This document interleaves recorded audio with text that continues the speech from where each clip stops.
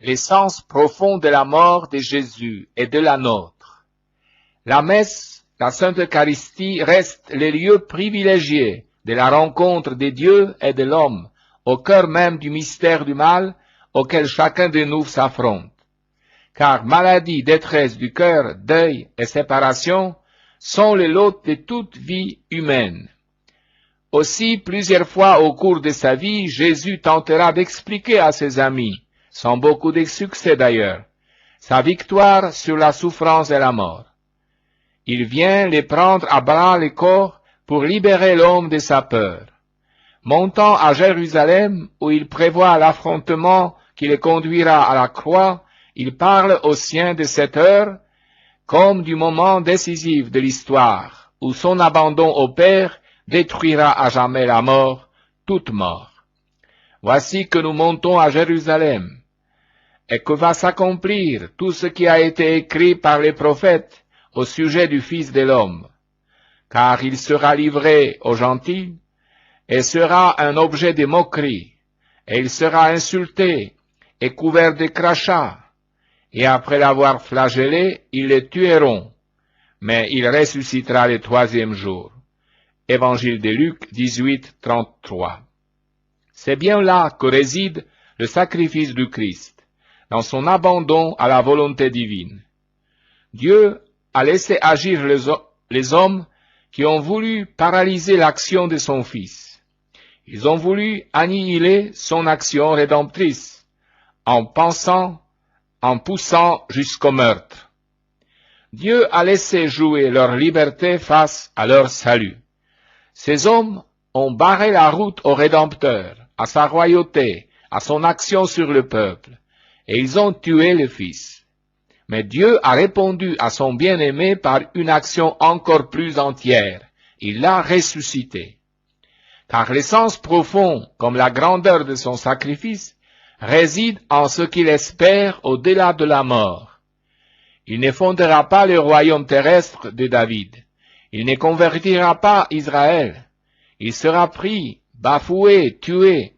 Mais le troisième jour, il en est sûr, le Père le ressuscitera. Son amour a dépassé le tragique de son destin.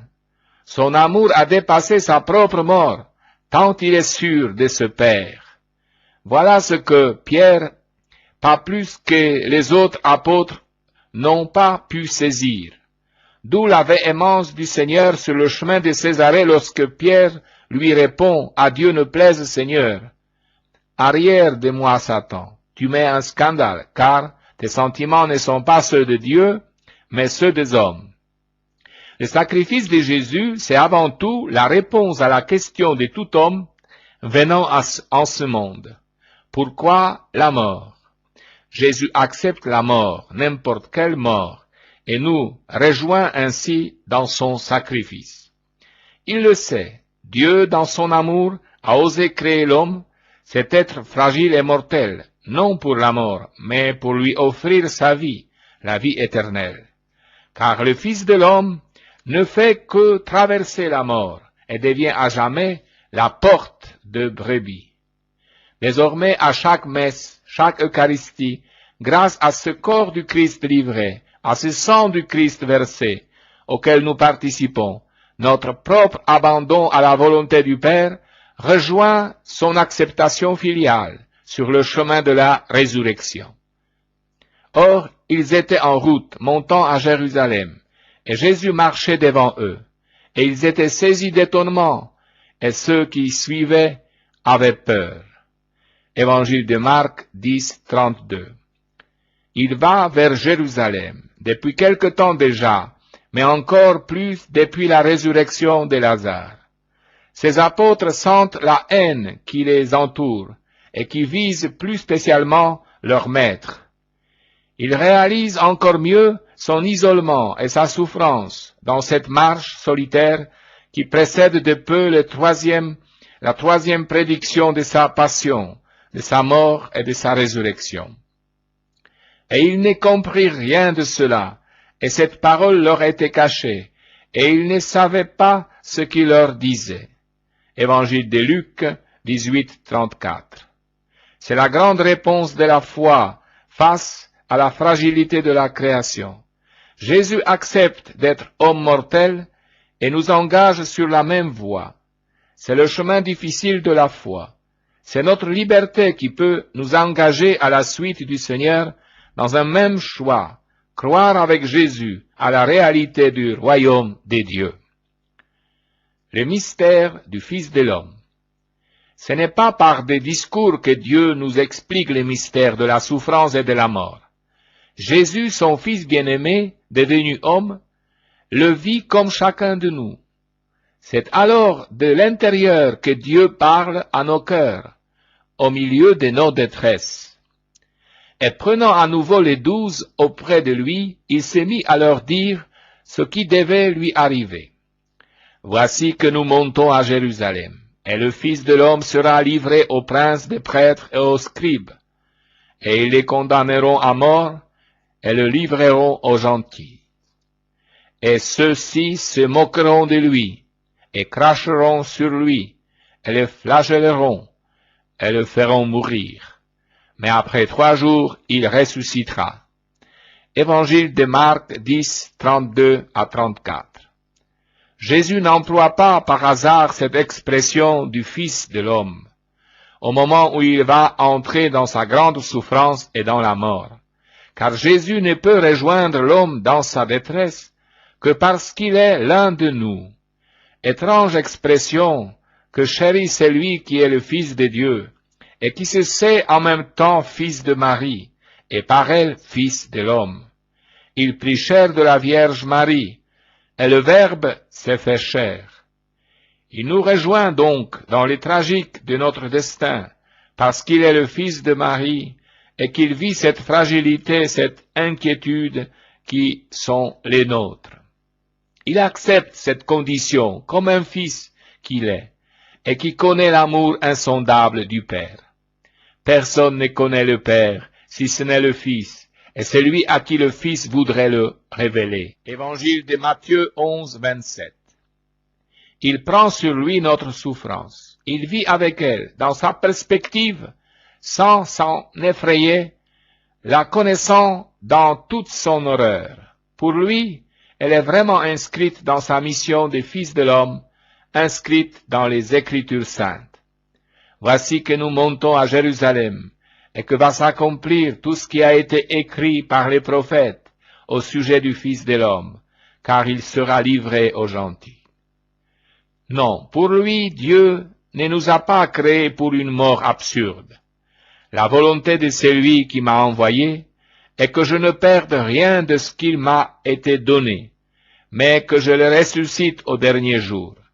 Car telle est la volonté de mon Père, que quiconque voit le Fils et croit en lui, possède la vie éternelle, et je le ressusciterai au dernier jour. Évangile de Jean 6, 39. Le premier de tous les hommes, il accepte la mort, passage vers la vie, dans une confiance totale. C'est ce qu'il nous dit dans la parabole du bon pasteur. Mon Père m'aime pour ce motif que j'offre ma vie pour la prendre de nouveau. Personne ne me l'a enlevé, mais je l'offre de moi-même. J'ai le pouvoir de l'offrir et le pouvoir de la reprendre. Tel est le commandement que j'ai reçu de mon Père. Évangile de Jean 10, 17. 2 racines du mal, l'amour du pouvoir et celui de la richesse. À travers l'Évangile, Jésus s'attaque très souvent à 2 racines du péché, source de tant de désordre dans le monde, la cupidité et un appétit démesuré de pouvoir et de puissance. Mais ne faisons pas de Jésus un anarchiste, ce serait ridicule. Il est roi et il le sait, il est Seigneur et Maître. Vous m'appelez Maître et Seigneur, et vous dites bien, car je le suis. Évangile de Jean 13, 13. Il possède autorité et pouvoir, mais il en use toujours au bénéfice des pécheurs, des malades, des mal-aimés. Son pouvoir est bénéfique. Jésus connaît donc ce que représente le pouvoir. Un service dont malheureusement nous pouvons abuser en le détournant à notre profit personnel. Il a su éviter la griserie du pouvoir à commencer par le rejet de la tentation au désert. Aussi, lorsque le fils des Zébédée, Jacques et Jean, appuyés par leur mère, viendront lui demander la première place dans son royaume, l'accueil sera-t-il assez frais? Vous ne savez pas ce que vous demandez. Évangile Matthieu 20-22. Le royaume de Dieu n'est pas une affaire de réussite humaine. Les introductions, les recommandations, rien de tout cela ne joue plus ici. C'est le Père qui, dans son amour, prédestine les hommes à cet amour, et les plus petits sont les préférés. Mais quant à être assis à ma droite et à ma gauche, il ne m'appartient pas de l'accorder. C'est pour ceux à qui cela est destiné par mon Père. Évangile de Matthieu 20-23. Que ses fils ne se donnent donc pas à lui pour les premières places, car à ses yeux, rien n'est plus ambigu que les pouvoirs. Par contre, il les engage sur la voie mystérieuse, choisie par le Fils de l'homme, la voie du service et de la souffrance acceptée. En effet, le Fils de l'homme n'est pas venu pour être servi, mais pour servir et donner sa vie pour le salut d'une multitude. Évangile de Marc 10-45. Luc ajoute cette précision au texte de Marc. Il y eut aussi une rivalité parmi eux, lequel d'entre eux pourrait passer pour les plus grands. Évangile de Luc 22-27. Jésus, à cette occasion, va dire aux siens ce qu'il pense, et il livre aux siens ses principes d'action. Les rois des nations s'en rendent les maîtres. Leurs princes reçoivent le nom de bienfaiteurs. Évangile de Luc 22-25. Quant à vous, n'agissez pas ainsi, mais que le plus grand parmi vous soit comme le plus jeune, et que le chef soit comme celui qui sert. Évangile de Luc 22-26. En effet, au milieu de vous, je suis comme celui qui sert. Évangile de Luc 22-27. Face au pouvoir que l'on exerce, sa sagesse à lui, c'est de servir les autres. Il s'oppose donc à la mentalité courante. Il se fait le serviteur de tous. Pour Jésus, le pouvoir, avant tout, crée des devoirs à celui qui le détient ou l'exerce. Tout cela est si vrai pour nous au niveau de nos familles, entre époux, entre enfants et parents, au niveau de nos relations sociales, entre employés et employeurs, au niveau politique, entre gouvernants et gouvernés. Il n'y a pas de communauté chrétienne possible si nous n'allons pas à l'encontre de la loi du plus fort, à l'encontre de l'orgueil qui veut dominer, s'imposer, exploiter. La vérité de l'Évangile. Jésus est attentif à ceux qu'il rencontre. Le voici à Jéricho. Et comme il sortait de Jéricho avec ses disciples et une foule nombreuse, le fils de Timée, Bartimée, un mendiant aveugle, était assis au bord de la route. Et apprenant que c'était Jésus de Nazareth, il se mit à crier et à dire, « Fils de David, Jésus, aie pitié de moi. » Plusieurs le réprimandaient pour le faire taire, mais lui criait beaucoup plus fort, « Fils de David, aie pitié de moi. » Et Jésus s'arrêtant lui dit, « Appelez-les. » Et on l'appelle aveugle en lui disant, « Courage, lève-toi, il t'appelle. » Et lui jeta son manteau, bondit et vint en face de Jésus. Et Jésus, lui adressant la parole, dit, « Que veux-tu que je fasse pour toi? » Et l'aveugle lui dit, « Rabouni, que je vois. » Et Jésus lui dit, « Va, ta foi t'a sauvé. » Et aussitôt l'aveugle recouvra la vue. Évangile de Marc 10, 46-52.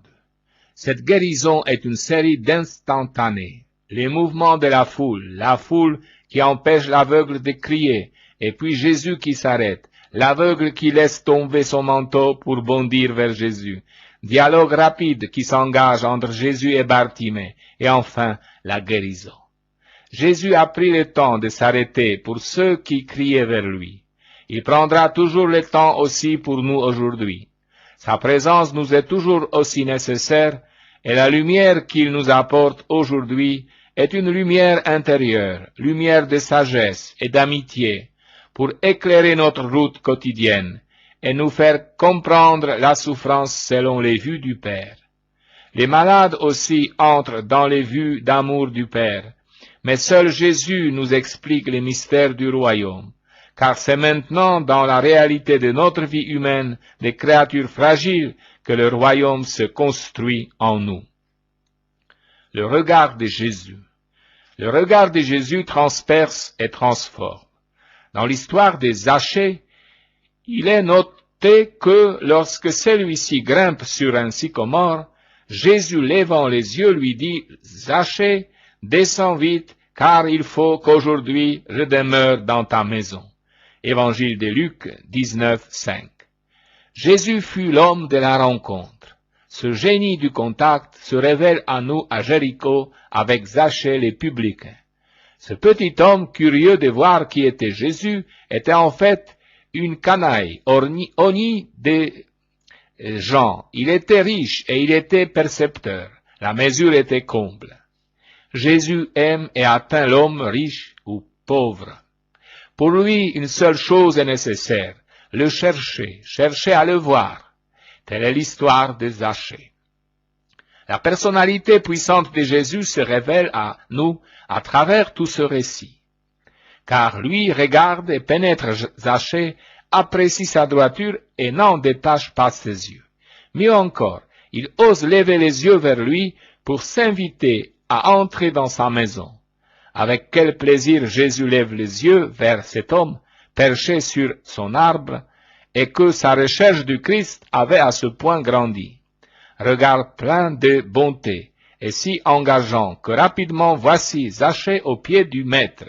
Et Zachée se hâta de descendre et reçut Jésus avec joie. Évangile de Luc 19, 16. Et Jésus ne s'est pas trompé ni au sujet de la qualité de l'âme de cet homme qu'il reçoit dans la joie, ni sur la réaction haineuse de l'auditoire. Il est allé loger chez un pécheur. Évangile de Luc 19, 7. Or, Zachée debout dit en face du Seigneur, « Voici, Seigneur, que je donne aux pauvres la moitié de mes biens. Si j'ai fait tort à quelqu'un en quelque chose, je rends 4 fois autant. » Évangile de Luc 19, 8. Jésus a donc transformé la vie de cet homme. D'un homme riche et méprisé, il s'est fait un ami. Ce percepteur aura désormais le courage de choisir le difficile chemin de la liberté et de se compromettre en compagnie du prophète. Il renonce à la fortune acquise avec tant d'âpreté. Voilà l'espérance et la liberté que nous apporte le Seigneur. Jésus dit devant lui, « Aujourd'hui le salut est advenu à cette maison, parce que lui aussi est un fils d'Abraham, car le Fils de l'homme est venu chercher et sauver ce qui était perdu. » Évangile de Luc 19, 9 à 10. Le royaume de Dieu, parabole des talents. Comme Jésus monte à nouveau vers Jérusalem, la foule pense pressentir le règne de Dieu tout proche. Jésus leur raconte alors la parabole des mines et des talents pour détromper leur espérance terrestre, y soulignant cette opposition qui bientôt les conduira à la croix. Nous ne voulons pas que cet homme règne sur nous. Ce sera le cri des princes des prêtres à Pilate. Nous n'avons pas d'autre roi que César. Voilà donc ce que Jésus met dans la bouche de ses concitoyens, car c'est lui évidemment le roi qui part pour un pays lointain, le pays de son Père, et toute la parabole n'est que la prédiction de sa passion, de sa mort, de sa résurrection et de son lointain retour glorieux. Car il reviendra, mais va s'installer d'abord, après son départ, après sa mort, une longue période d'attente. Le royaume de Dieu est parmi nous, il débute par une période de lutte, dont le roi semble absent. Retourné près du Père, il est invisible, c'est le temps de la foi, et pourtant il a donné ses consignes avant de partir. Ayant appelé 10 serviteurs qu'il avait, il leur donna 10 mines et leur dit, « Faites-les valoir jusqu'à ce que je revienne. » Évangile de Luc 19, 13. Le mot de Jésus emprunté à la langue du négoce veut dire « faites des bonnes affaires ». Les talents nous sont offerts. Nous avons l'espérance du royaume entre les mains. Mais seuls ceux qui choisissent le Seigneur pour roi entreront dans le royaume des cieux. Il s'agit toujours de choisir le chemin difficile de la liberté chrétienne. Ce chemin sont ceux du don de soi-même. Dans l'ordre surnaturel et du royaume, notre faible activité humaine, appuyée sur l'amour envers ce roi lointain et sur la confiance sans faille de son retour, cette activité se voit comblée par la réponse. Serviteur bon et loyal, entre dans la joie de ton Seigneur. Notre train-train quotidien sera transformé en gloire éternelle si nous avons su rester fidèles au roi lointain dans la foi. Un homme de noble origine s'en alla vers un pays lointain dans le dessein de recevoir la royauté et de revenir. Évangile de Luc 19, 12. Mais celui qui refusera l'amour dans les quotidiens perdra irrémédiablement tout, car non seulement la seule récompense valable, la vision de Dieu lui échappera, mais il maudira cette vie terrestre vide et mal employée.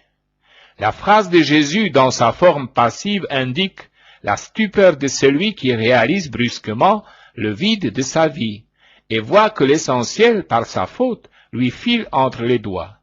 Je vous l'ai dit, à quiconque possède, on donnera, mais à qui n'a rien, on enlèvera même ce qu'il a. En effet, le plaisir, les biens, le pouvoir, tout cela n'est vraiment rien que du vent face à la vie éternelle qui lui échappe par sa propre faute, et cela, il ne le verra que trop clairement. Jésus et l'amitié, Jésus et les femmes. Jésus, 6 jours avant la Pâque, fait halte à Béthanie. Ce n'est pas chez ses amis, mais chez Simon, les lépreux, un malade qu'il a guéri sans doute. Ses amis Marthe, Lazare et Marie sont du festin. C'est d'ailleurs Marthe qui assure le service. Et Marthe servait. Évangile de Jean 12, 2. Lazare était de ceux qui étaient à table avec lui. Évangile de Jean 12, 2. Marie était là. Elle, bien sûr, son cœur éclatait, tant la résurrection de son frère en avait fait monter l'enthousiasme et l'amour. Pour remercier le Seigneur, rien ne serait trop beau ou trop cher. Elle prit donc une livre d'un parfum de nard authentique d'une grande valeur. Elle en versa une partie sur la tête de Jésus pendant qu'il était à table. Elle en oignit ses pieds, puis elle lui essuya les pieds avec ses cheveux. La maison fut remplie de l'odeur du parfum. Évangile de Jean 12, 3, Évangile de Matthieu 26, 7. C'était vraiment la fête de l'amour, la fête de l'amitié, quand les mots ne suffisent pas, mais que le geste parle mieux encore pour traduire l'admiration des cœurs. Son geste provoque la réflexion méchante de l'Iscariote. Pourquoi ce parfum n'a-t-il pas été vendu 300 deniers, qui auraient été donnés aux pauvres? Évangile de Jean 12, 5. Jésus répond du tac au tac et prend la défense de Marie d'un mot coupant, un ordre, laisse-la. Évangile de Jean 12, 7. Lui saisit du premier coup ce qui pousse Marie. Ce qu'elle pouvait faire, elle l'a fait. Elle a oint mon corps d'avance pour la sépulture. Évangile de Marc 14, 8. Le mystère de la mort du Seigneur n'a pas échappé à Marie. Voilà ce que Jésus souligne à son égard, et voilà pourquoi il ajoute à la gloire de cette femme. En vérité, je vous le dis, partout où sera prêché l'Évangile, dans le monde entier, on parlera aussi de ce que celle-ci a fait. Évangile de Marc 14, 9. Les deux sœurs de Lazare sont très conscientes du danger qui rôde autour de Jésus. Elles le savent, leur frère Lazare est devenu plus que gênant et le prince des prêtres trame de le faire mourir. Sa résurrection attire trop de monde vers ce prophète de malheur, ce Galiléen. La multitude des Juifs apprit donc qu'il était là, et ils vinrent, non pas seulement à cause de Jésus, mais afin de voir aussi Lazare, qu'il avait ressuscité d'entre les morts. Or, les grands prêtres résolurent de tuer aussi Lazare, parce que beaucoup de Juifs, à cause de lui, se retirèrent d'eux et croyaient en Jésus. Évangile de Jean 12, 9 à 10. Jésus fut un ami fidèle. Il comprenait la vie. Ses amis aimaient le recevoir, et ils croyaient en lui.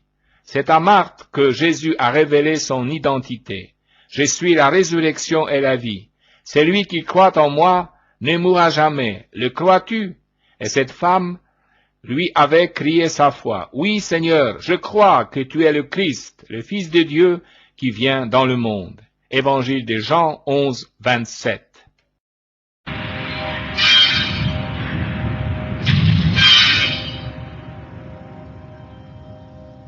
Jésus, pour sa part, continuait sa route, entouré d'un petit groupe de fidèles, bousculant les préjugés, allant aux plus démunis, n'hésitant jamais à risquer réputation et notoriété pour sauver ce qu'il appelait les brebis de son troupeau. Au grand étonnement des puristes, il fréquentait sans distinction les publicains, samaritains et pêcheurs publics. On racontait même que parmi ses apôtres, il avait un ancien collecteur d'impôts, un de ses collaborateurs qui acceptait, moyennant copieuse compensation, de prélever les taxes au profit des occupants romains.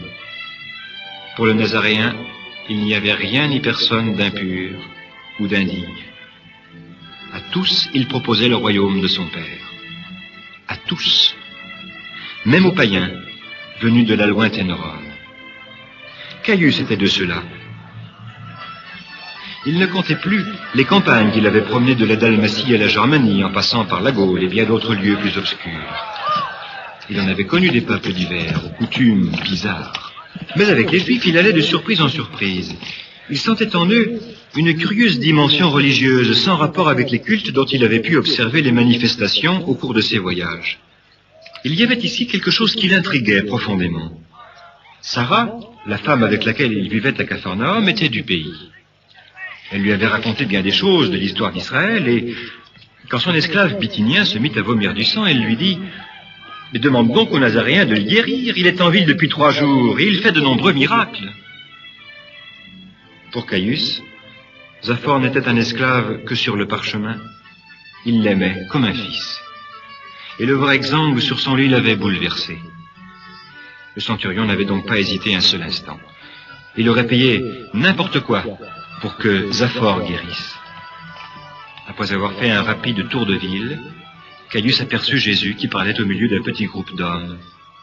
La vue d'un uniforme romain créa un rapide début de panique. En un instant, le centurion embarrassé se retrouva sans intermédiaire devant le Nazaréen. « Excuse-moi, Seigneur, de t'importuner, mais c'est pour une faveur. Mon serviteur, presque mon fils, est en train de mourir. On m'a dit que tu pouvais tout. Alors certainement tu peux le guérir. » « Allons vers lui, je te suis. »« Oh non, Seigneur, je t'en prie, ne te dérange pas. Ma maison n'est pas digne de te recevoir. Dis seulement un mot, et mon serviteur guérira. J'ai eu du mal, tu sais, à devenir ce que je suis. J'ai dû me battre, transpirer, aller de l'avant par tous les temps. Cependant, maintenant, avec mon grade, quand je dis à un soldat « fais ceci », il le fait sans discuter. Non, non, maître, parle seulement, et ce que tu voudras se réalisera. En vérité, une foi comme celle-là, je ne l'ai jamais trouvée en Israël. Tu peux rentrer chez toi, ami. Ton serviteur est guéri parce que tu as cru. » Caius eut du mal à se détacher de ce regard profond, qui en un instant l'avait apprécié, sondé. Il courut vers sa maison. À peine en avait-il franchi le seuil qu'une servante se précipita sur lui toute joyeuse. « Il est guéri! Zaphor est guéri! » Il y a une demi-heure, on le voyait s'étouffer, s'essouffler, quand tout à coup, il est redevenu calme. Et il nous a parlé. Quelqu'un en ce moment lui donne à manger, car il avait faim. Caius ferma les yeux. Son âme simple venait de comprendre que ce Messie dont Sarah lui avait parlé était bel et bien arrivé. Il était nazaréen et s'appelait Jésus. Désormais, la vie ne serait plus jamais la même. À l'amour, il faudrait répondre par l'amour, quoi qu'il en coûte. En Caius le Romain, Marie-Madeleine, la femme perdue, l'aveugle de naissance, la petite fille de Jaïr et bien d'autres, s'était réalisé le projet dont Jésus avait fait la charte de sa mission au milieu des hommes. Les pauvres entendaient la bonne nouvelle.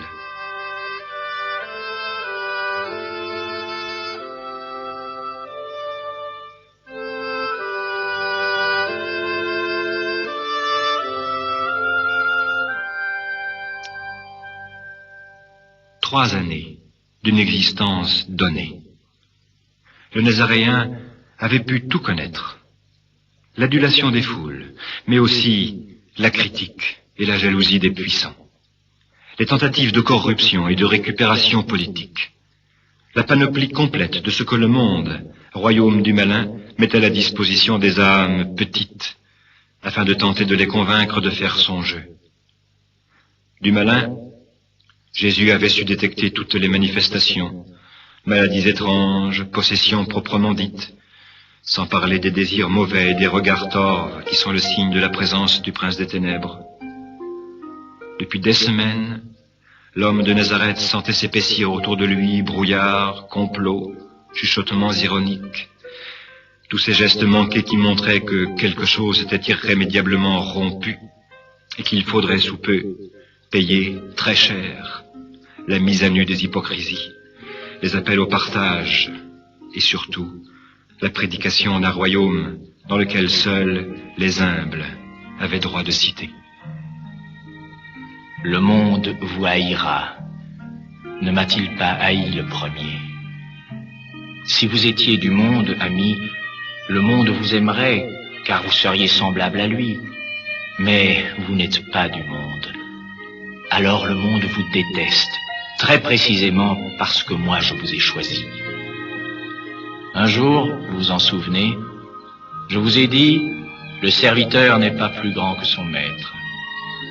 Eh bien, soyez sûr que l'on vous persécutera comme on a tenté de me nuire. Vous souffrirez cela à cause de moi.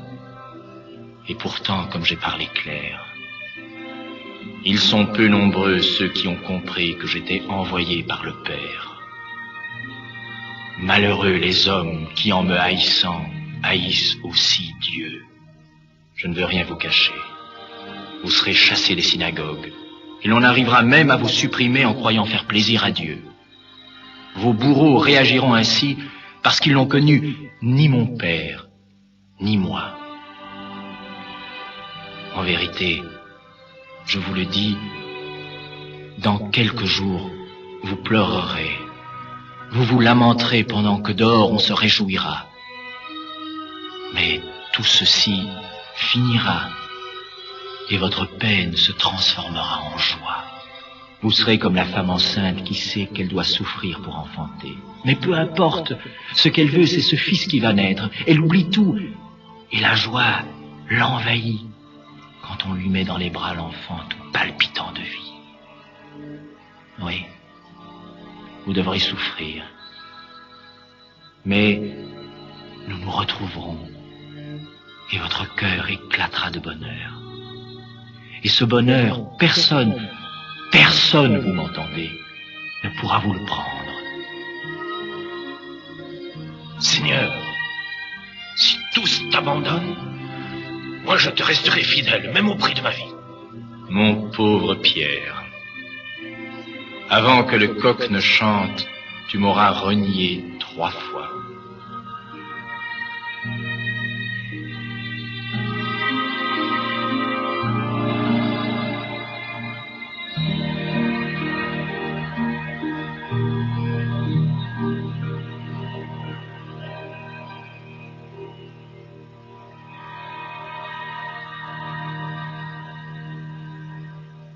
La fête des Azimes, qu'on appelle la Pâque, allait se dérouler sous peu. Les anciens, les prêtres et les scribes se demandaient comment faire taire Jésus, le faire taire une fois pour toutes. Il y avait un obstacle, le petit peuple qui lui avait fait une telle fête à Jérusalem quand il était entré, que la garnison romaine s'en était inquiétée.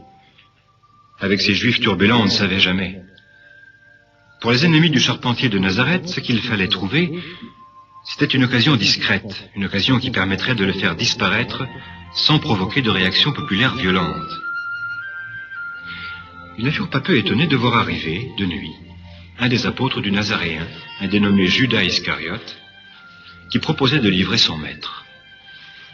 Ils lui firent de beaux discours, et le félicitèrent d'être fidèle à la loi de Moïse, ajoutant que pour l'aider dans son œuvre, il lui donnerait 30 pièces d'argent pour les frais de l'opération.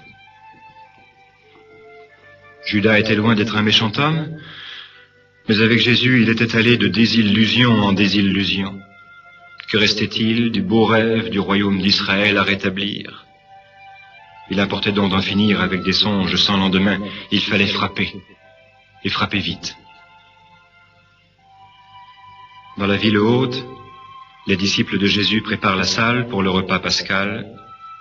Ils la décorent avec des branchages et mettent sur la table tout ce qui servira pour la célébration du jour de la liberté d'Israël.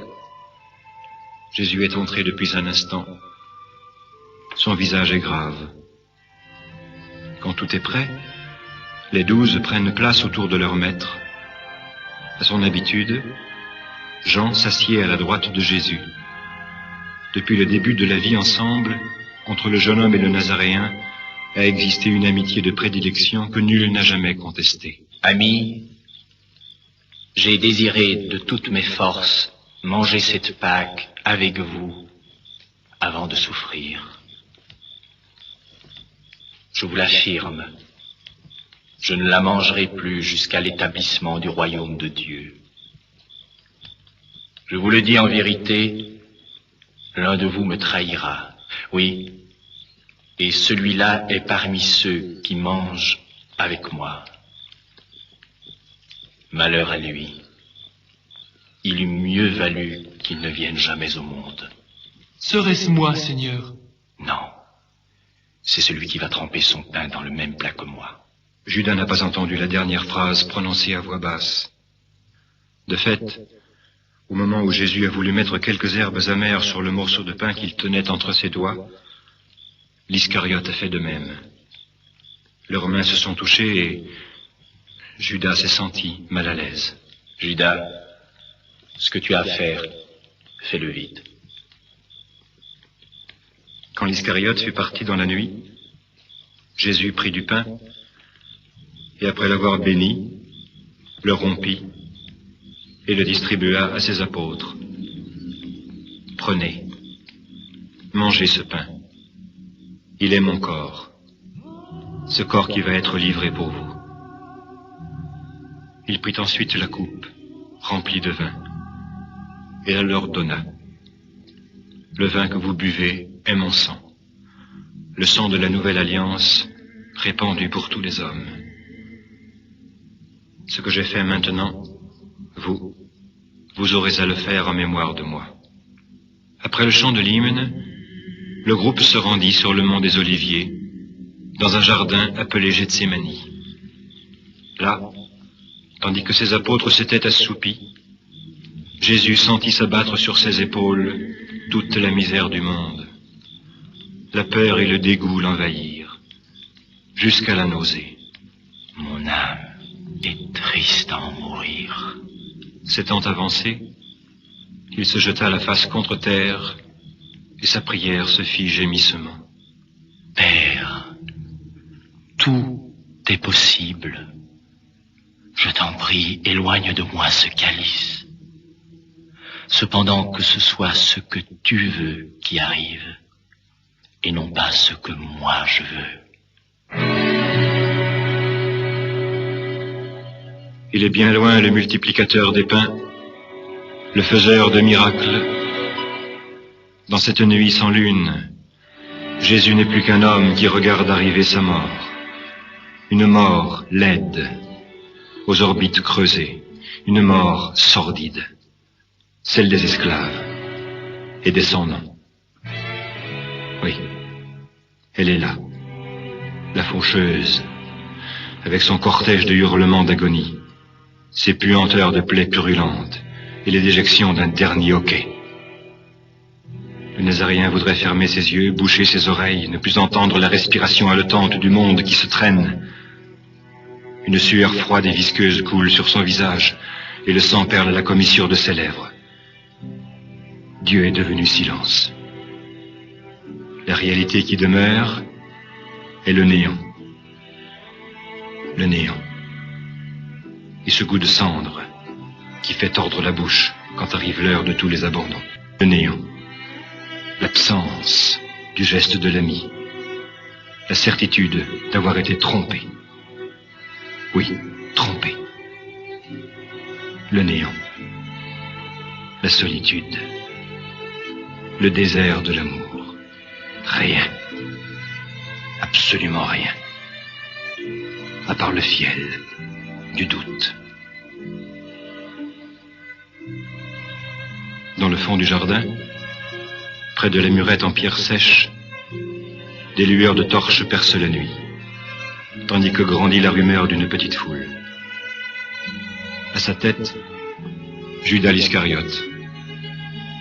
Le bruit a réveillé les disciples de Jésus. Lui est déjà prêt. Le traître s'avance vers lui et l'embrasse. C'était le signe convenu.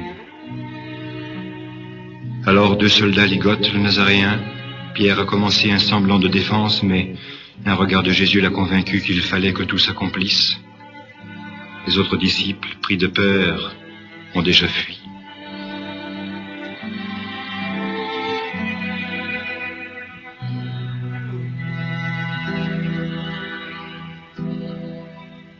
Il est 11 heures du soir.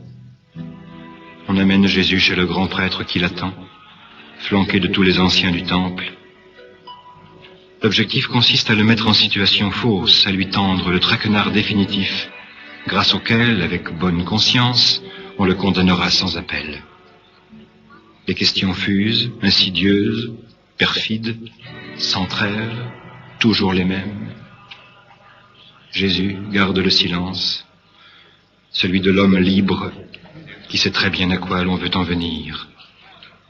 Je te le demande au nom de Dieu. Es-tu vraiment le Christ, le Fils du béni? Oui, je le suis. Et vous verrez tous le Fils de l'homme siéger à la droite du Tout-Puissant. Vous le verrez venir environné des nuées du ciel. C'était le blasphème caractérisé. Le grand prêtre, en un geste grandiloquent, déchira sa tunique en hurlant. Vous avez entendu cette affirmation horrible? Inutile de perdre notre temps à écouter des témoins. Il mérite la mort. Tous levèrent la main en signe d'assentiment. Dans la cour, près des murailles, un grand feu brûle, près duquel se réchauffent serviteurs et amis du grand prêtre. Pierre est là aussi. Évidemment, l'unique sujet de conversation est l'événement qui se déroule dans la grande salle du haut de l'escalier. La foule, généreuse dans les louanges, l'est aussi dans l'abandon. Sa loi, c'est malheur aux vaincus. De Jésus, on ne retient plus que ce qui flatte l'ingéniosité du grand prêtre. Il a bien fait de mettre la main sur ce Nazaréen, il allait nous attirer des tas d'ennuis. Pierre intervient. Mais il a fait des miracles. Il est l'ami du peuple et des pauvres. Puisqu'on parle d'amis, il me semble bien te reconnaître. Tu étais avec Jésus, pas vrai? D'ailleurs, tu es galiléen. Son accent te trahit. Par 3 fois, violemment, Pierre affirme que tout est faux, que ce Jésus, il ne l'a jamais vu. Alors, dans le lointain, un coq se mit à chanter. Ce bruit familier pénétra dans le cœur de Simon-Pierre comme un coup de poignard, sans qu'il puisse arriver à contenir ses sanglots. Il se vit tel qu'il était. Judas n'avait donc pas été le seul à renier le maître. Dans la chambre qui jouxte la salle du grand conseil, c'est la fête de la mesquinerie et de la pusillanimité humaine. Les valets du Sanhédrin, sûrs de leur bon droit, ont trouvé dans la personne de Jésus un jouet sans défense, qui ne proteste même pas quand on lui crache au visage. Jean, le disciple aimé, bouleversé, suit la scène à travers une meurtrière. Il se sent impuissant devant cette explosion de mépris et de bassesse. À travers l'expression humiliée de son maître, apparaît celle du serviteur souffrant décrit par le prophète Isaïe.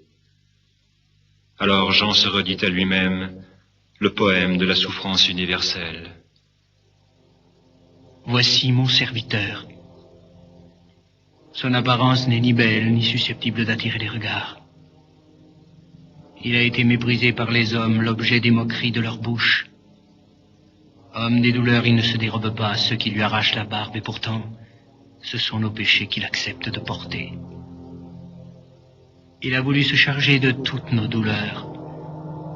Nous, dans notre inconscience, nous nous sommes dit, c'est Dieu qui l'éprouve et le frappe. En fait, tout ce qu'il endure, c'est pour retenir la main du Très-Haut sur les immondices de nos turpitudes. Être châtié nous aurait remis sur le chemin du bien. Il s'est interposé et les plaies qui meurtrissent sa chair nous apportent la guérison. Regardez-le, faible et vulnérable comme la brebis entre les mains de ceux qui la tondent. Il garde le silence.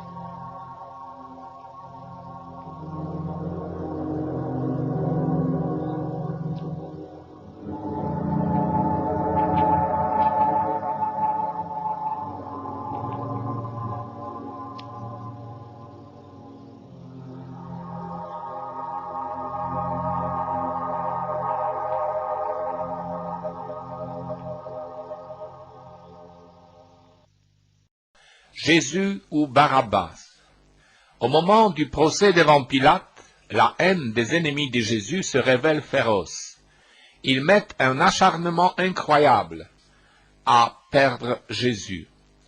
Pilate avait fort bien percé les mobiles de leur haine, l'envie, car Pilate comprenait que les grands prêtres l'avaient livré par jalousie. Évangile de Marc 15, 10. Pour contrecarrer cette méchanceté des grands, Pilate flatte la foule rassemblée. Il est assuré du succès, pense-t-il. Lors donc qu'ils s'étaient rassemblés, Pilate leur dit, « Qui voulez-vous que je vous relâche, Barabbas ou Jésus appelé le Christ ?» Car il savait qu'on l'avait livré par jalousie. Évangile de Matthieu 27, 17 à 18. Au lieu d'user d'une saine autorité, Pilate joue en politique, la ruse plutôt que la droiture et l'autorité. Il n'aura qu'à se mordre les doigts devant l'échec. Bien sûr, Jésus pour la foule, c'est le guérisseur, la bonté, et Barabbas, les brigands des grands chemins. Mais Pilate a mal joué, il a compté sur les princes des prêtres et les anciens. Il travaille la foule, la retourne, la force à demander la libération de Barabbas et la mort de Jésus. Et la foule, instable et versatile, marche dans leur sens. Mais les grands prêtres et les anciens persuadèrent aux foules de demander Barabbas et de faire périr Jésus. Les gouverneurs leur dirent, « Lequel des deux voulez-vous que je vous relâche ?» Ils dirent, « Barabbas !» Évangile de Matthieu 27, 20 à 21. Or, toute la foule ici rassemblée cria ensemble, « Fais périr celui et relâche-nous Barabbas !» Se voir préférer un brigand des grands chemins et être haï avec cette frénésie, vraiment. Voici l'homme. Jésus a connu la déréliction du prisonnier, jouet de la justice. Il a connu la souffrance de la torture, lorsque la pourpre lui collait à la peau et qu'elle fut arrachée, et ses vêtements frottant sur les plaies vives, au milieu des rires gras de la cohorte. Jésus ne nous explique pas le mystère de la souffrance, il la vit avec nous, avec vous, avec moi. Pilate, déjà fort intrigué, inquiet même devant l'attitude de ce prisonnier tranquille, et plus que sage dans ses réponses face au piaillement et la rage des Juifs. Mon royaume n'est pas de ce monde. Pilate, qui l'a vu si grand et si beau, sous sa couronne d'épines drapée dans une loque rouge, Pilate, effrayé par cette majesté douloureuse, commencent à perdre la tête à la révélation de la véritable identité de Jésus. Pilate ressortit dehors, et il leur dit, « Voici que je vous l'amène dehors, pour que vous sachiez que je ne trouve en lui aucun motif de condamnation. » Jésus sortit donc dehors, portant la couronne d'épines et les manteaux de pourpre. Et Pilate leur dit, « Voilà l'homme. » Évangile de Jean 19, 4 à 5. Jeté ainsi à la foule en roi de dérision, Jésus est devenu le jouet de la justice et surtout de Pilate, qui se sert de lui pour humilier les Juifs, qui demandent à un Romain la mort de leur propre roi. Jeu subtil du procurateur, qui sera encore une fois totalement démonté lui-même, lorsque ces mêmes Juifs laisseront entendre que le vrai mobile de leur haine est une raison religieuse. Nous avons une loi, et d'après cette loi, il doit mourir, parce qu'il s'est fait fils de Dieu. Évangile de Jean 19, 7. La crainte l'envahit Pilate de plus en plus. Lors donc que Pilate a entendu cette parole, il fut encore plus effrayé. Évangile de Jean 19, 8. Il a peur depuis le début du procès de cet homme étrange. En possession de ce nouveau renseignement, il se précipite dans le prétoire, épouvanté, et interroge Jésus. Jusqu'ici, les Juifs lui ont caché le vrai mobile de leur haine contre les prophètes. Devant l'échec de leur machination et la fin de non-recevoir du fonctionnaire romain, qui traite en roi de comédie, en fou sans danger, ce soi-disant agitateur, il laisse enfin échapper la vérité et les vrais motifs, les vraies raisons de leur poursuite acharnée. Pilate entra de nouveau au prétoire, et il dit à Jésus, « D'où es-tu » Évangile de Jean 19, 9. « Quelle est ton origine, ton identité? Tu es du ciel, de la terre ?» Pas de réponse. Mais Jésus ne lui fit aucune réponse. Évangile de Jean 19, 9. Pilate s'énerve, perd ses moyens, menace, parle de ses pouvoirs illimités. Tu ne me parles pas? Tu ne sais pas que j'ai le pouvoir de te relâcher et que j'ai le pouvoir de te crucifier? Évangile de Jean 19, 10. La calme réponse de Jésus sur le vrai sens du pouvoir commis aux hommes et sur les limites très certaines désarçonne le Romain. Tu n'aurais aucun pouvoir sur moi s'il ne t'avait été donné d'en haut. Évangile de Jean 19, 11. Devant tant d'indépendance, Pilate est désarçonné et tellement impressionné qu'il cherche à le délivrer. Ensuite de cela, Pilate cherchait à le relâcher. Évangile de Jean 19, 12. Une troisième fois, Pilate tente de sauver Jésus en résistant à la haine manifeste de ses ennemis. Pilate livre Jésus et le condamne à mort. Pilate cherche à relâcher Jésus, mais la ténacité de ses ennemis est là pour le relancer. Ils savent trouver les mots qui agissent sur ces fonctionnaires courtisans. Pilate dit aux Juifs, « Voici votre roi. » Ceux-là crièrent donc, « Enlève-le, enlève-le, crucifie-le. » Pilate leur dit, « Crucifierai-je votre roi ?» Les grands prêtres répondirent, « Nous n'avons d'autre roi que César. Si tu le relâches, tu n'es pas un ami de César. Quiconque se fait roi se déclare contre César. » Évangile de Jean 19, 12 à 14. Sentant que leur proie va leur échapper, ils créent un tel tapage que l'émeute gronde et semble imminente. Ils se déchaînent. La haine les aveugle à tel point que peu leur importe la culpabilité réelle de celui qu'ils poursuivent. Une seule chose compte, qu'ils disparaissent. Ils réclament donc à grands cris sa crucifixion et enflent la voix. Mais eux insistaient à grands cris, demandant qu'il fût crucifié, et leur voix devenait plus violente.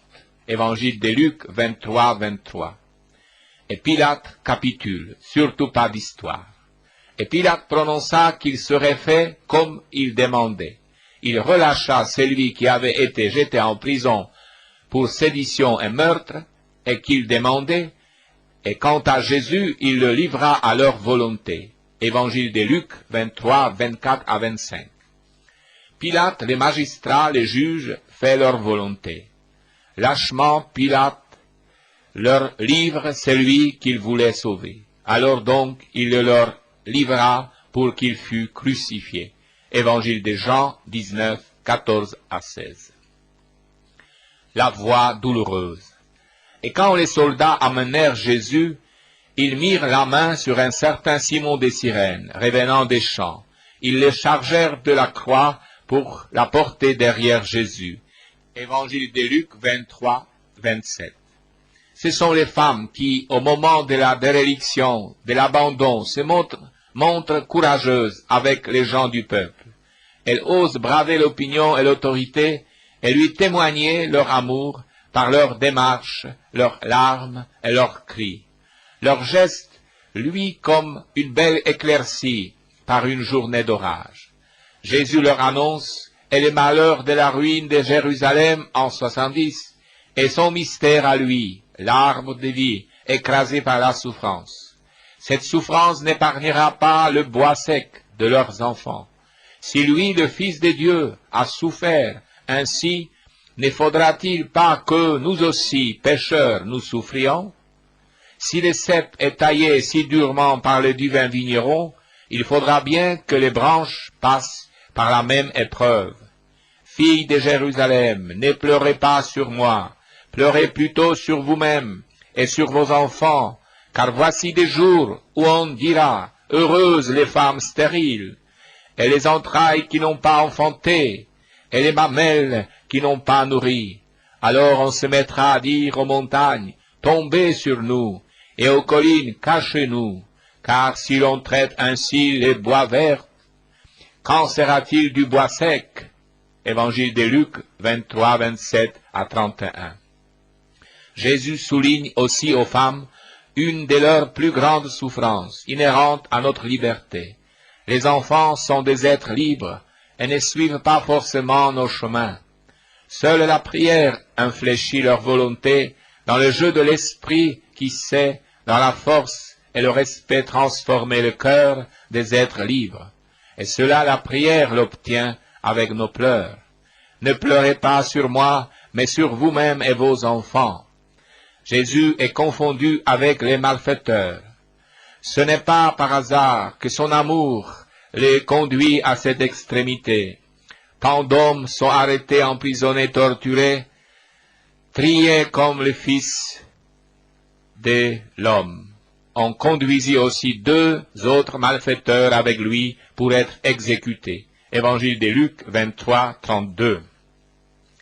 Le mystère de Jésus, la crucifixion. Jésus sortit vers le lieu dit du crâne, qu'on appelle en hébreu Golgotha, où ils les crucifièrent. Évangile de Jean 19, 17. L'ayant crucifié. Évangile de Matthieu 27, 35. Et ils le crucifièrent. Or, c'était la 3e heure lorsqu'ils les crucifièrent. Évangile de Marc 15, 24 à 25. Et là, ils les crucifièrent. Évangile de Luc 23, 33. La mort du Fils dans la déréliction, c'est le moment de méditer la parole des gens dans les prologues. C'était la vraie lumière, celle qui éclaire tout homme venant dans le monde, et le monde a été fait par lui, et le monde ne le connaît pas. Il vint chez les siens, et les siens ne l'accueillirent pas. Évangile de Jean 1, 9 à 11. Ils les crucifièrent entre 2 brigands. Il rejoint l'homme dans son destin le plus tragique lorsqu'il tombe aux mains de la justice humaine. Nous ne trouvons aucune précision chronologique dans toute son histoire rapportée par les siens dans l'Évangile. Ils ne notèrent que ces paroles qui étaient si denses et si bouleversantes qu'elles éclipsèrent le reste. Cadres locaux et chronologiques sont passés inaperçus, mais sa mort produit un si grand vide dans leur vie qu'ils se prennent à compter les heures au moment de son supplice. Pour une fois, l'horaire du Christ s'inscrit dans le cœur des siens, au-delà de ses paroles. Or, c'était la 3e heure lorsqu'ils le crucifièrent. Évangile de Marc 15, 25. Étant arrivés au lieu nommé Golgotha, c'est le lieu dit du crâne, ils donnèrent à boire à Jésus du vin mêlé au fiel, aromatisé de myrrhe. Évangile de Marc. Et l'ayant goûté, il ne voulut pas en boire. Évangile de Matthieu 27, 33, 34. Il accepte la souffrance et ne veut pas s'évader de la condition humaine, telle que nous avons à la vivre. Il accepte la souffrance telle que la bêtise humaine l'impose à tant d'hommes et femmes broyés par elle, par suite de la violence. Les mystères de Jésus, l'inscription sur la croix. Il y avait aussi une inscription au-dessus de lui. Celui-ci est le roi des Juifs. Évangile de Luc 23, 38. C'est pour cela qu'il a été condamné par Pilate, sur l'accusation des princes des prêtres. C'est la seule accusation retenue par les procurateurs.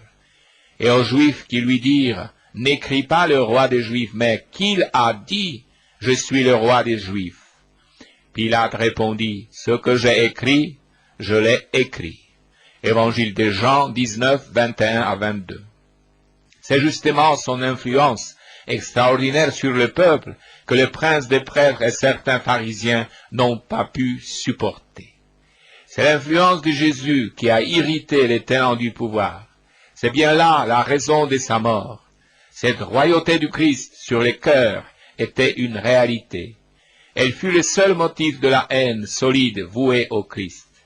Il était roi auprès du peuple juif par sa bonté, par sa parole, par sa sagesse, par sa puissance. C'était intolérable pour des princes de prêtres, des pharisiens, des docteurs de la loi, des sadducéens et des hérodiens. Ce que tous ceux-là reprochaient, c'était uniquement son emprise sur les cœurs. Il fallait l'évincer et le faire mourir, les tuer. Et ils placèrent au-dessus de sa tête les motifs écrits de sa condamnation. Celui-ci est Jésus, le roi des Juifs. Évangile de Matthieu 27, 37. Jésus sur la croix et les pardons. Or Jésus disait, « Père, pardonne-leur, car ils ne savent pas ce qu'ils font. » Évangile de Luc 23, 34. C'est l'impératif de la bonté et du pardon. Crucifié, Jésus ne trouve que ces mots à l'égard de ceux qui les torturent. Et pourtant, en face de la brutalité qui nous écrase, ce n'est pas notre réaction habituelle. Dans la déréliction de la croix, Dieu reste pour lui le Père qu'il a envoyé sauver les hommes, tous les hommes, même ses pires ennemis. Quand on pense à toute la colère et à la haine qui gonfle nos cœurs devant un ennemi qui abuse de sa force, et combien cela nous est naturel, on comprend combien Jésus nous dépasse de toute sa divinité. C'est vraiment dans la liberté de Dieu que nous arrivons à pardonner dans de telles circonstances. La liberté de Dieu nous libère de la haine, car seul compte la confiance dans le Père. Rien n'est décisif de ce qui vient de l'homme. Sa méchanceté elle-même n'est pas éternelle. Elle ne nous atteint que dans le temps. Jésus nous apporte surtout une espérance de pardon au-delà de toute limite. Jésus sur la croix, le partage de ses vêtements. Les soldats donc, lorsqu'ils eurent crucifié Jésus, prirent ses vêtements et en firent 4 parts, une part pour chaque soldat. Et ils prirent aussi la tunique, mais la tunique était sans couture, d'un seul tissu depuis le haut. Ils se dirent donc les uns aux autres, ne la déchirons pas, mais tirons au sort à qui elle sera. Évangile de Jean 19, 23 à 24. On devine les mains ingénieuses et maternelles qui avaient tissé cette tunique. Mais on devine aussi toute la douleur de ce fils qui se voit mourir et dont la tunique travail de sa mère est tiré au sort par les soldats. Cette tunique tissée d'une manière si intelligente par Marie, sans aucune couture, Marie sut s'appliquer aux travaux des mains en y apportant l'originalité que crée toujours l'amour. C'est l'art de ça dans sa pureté primitive. Jésus s'arrache et se détache de tous ses habits personnels, ainsi dépouillé de tout, comme tant homme devant la mort. Tant il prend notre condition humaine dans sa réalité pour nous ouvrir le chemin vers la vraie vie sans tricher. Jésus a voulu vivre l'angoisse de tout homme au moment où il quitte le monde matériel, cette heure où il ne lui reste que l'abandon total au Père. Sur la croix, Jésus confie sa mère à Jean et Jean à sa mère. Or, près de la croix de Jésus s'était née sa mère et la sœur de sa mère, Marie, la femme de Cléophas, et Marie Magdala. Jésus donc, voyant sa mère, et tout près, le disciple qu'il préférait dit à sa mère, « Femme, voilà ton fils. » Ensuite il dit aux disciples, « Voilà ta mère. » Et depuis cette heure-là, le disciple l'a pris chez lui. Évangile de Jean 19, 25 à 27. Les femmes amies ne l'ont pas abandonné. Une femme n'oublie jamais l'amour désintéressé qu'on lui porte, et les obstacles ne l'arrêtent guère. Même les 4 soldats qui se sont partagés les vêtements de Jésus n'ont pas empêché ces 3 femmes de se tenir près du condamné à mort. Et pour l'honneur des hommes, Jean aussi était là, l'ami fidèle que Jésus préférait. Le regard de Jésus se porte sur ceux qui l'entourent de leur amitié, au moment où, dans l'angoisse, il se sent glisser vers la mort. Et le voilà qui parle en chef et confie sa mère à son ami et Jean à sa mère. D'ailleurs, à travers lui, ce sont tous les hommes qu'il confie à sa mère, selon la pensée des chrétiens de tous les siècles. Dans une situation aussi dramatique que celle de sa mort, Jésus n'arrête pas l'espérance. Il a encore le courage, à cet instant, vis-à-vis de sa mère, de changer le cœur des choses et d'étendre sa maternité à toute l'humanité. En effet, parlant du haut de la croix, quelques heures avant sa mort, sinon quelques minutes, Jésus parle avec son autorité coutumière. Sa manière de parler reste directe et sans hésitation. Il sait ce qu'il veut. Il le dit clairement, dans une forme verbale où l'information lui permet d'introduire toutes les nuances des sentiments humains, bien mieux que des longues phrases. Femme. Il reprend alors envers sa mère l'expression employée au joyeux temps des noces de Cana, en Galilée. Femme. Avec tout le respect que le Seigneur pouvait mettre dans ce mot, en pensant à cette créature merveilleuse, à qui Dieu confie chaque jour l'avenir du monde, et ici son avenir spirituel. Toute femme enfante l'homme, mais Marie enfante le Fils de l'homme, le premier-né de cette multitude de fils qu'elle reçoit aujourd'hui au pied de la croix, et qui seront des fils de Dieu à l'image de son Fils, le Seigneur Jésus.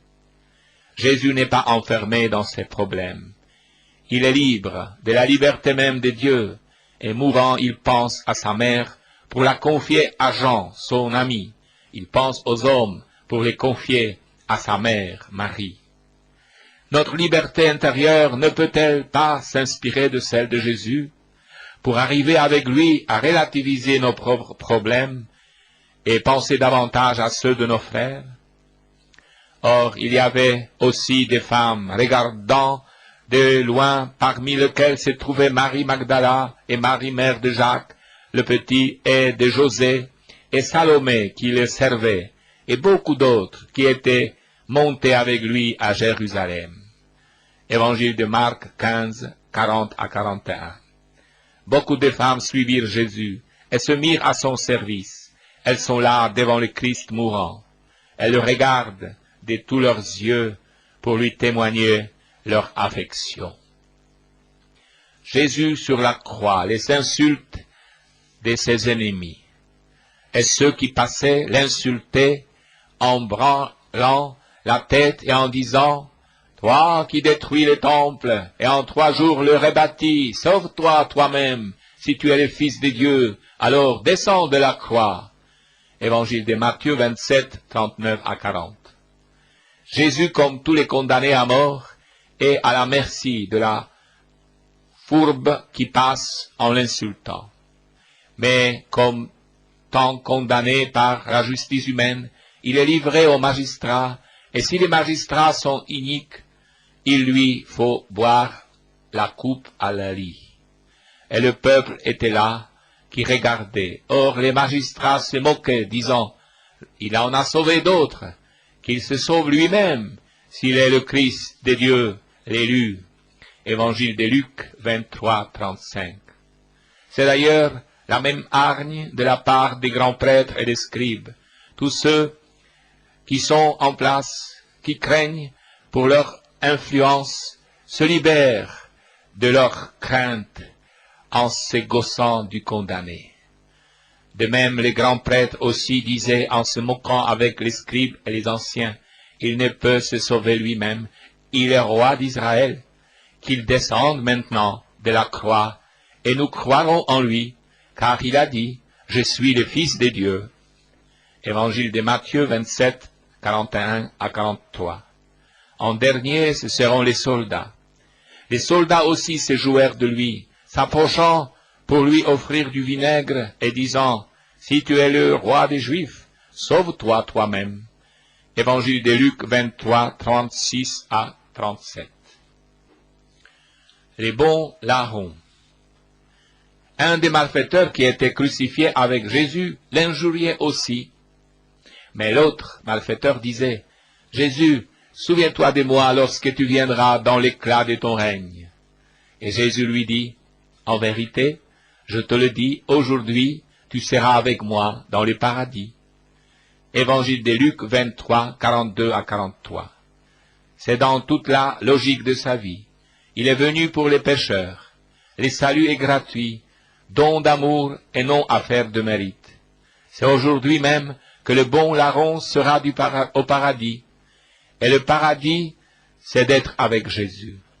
C'est l'espérance apportée aux petits, aux pécheurs, aux condamnés à mort, à tous ceux qui croient leur vie perdue et finir en catastrophe, et qui croient en Jésus-Christ, le Sauveur du monde.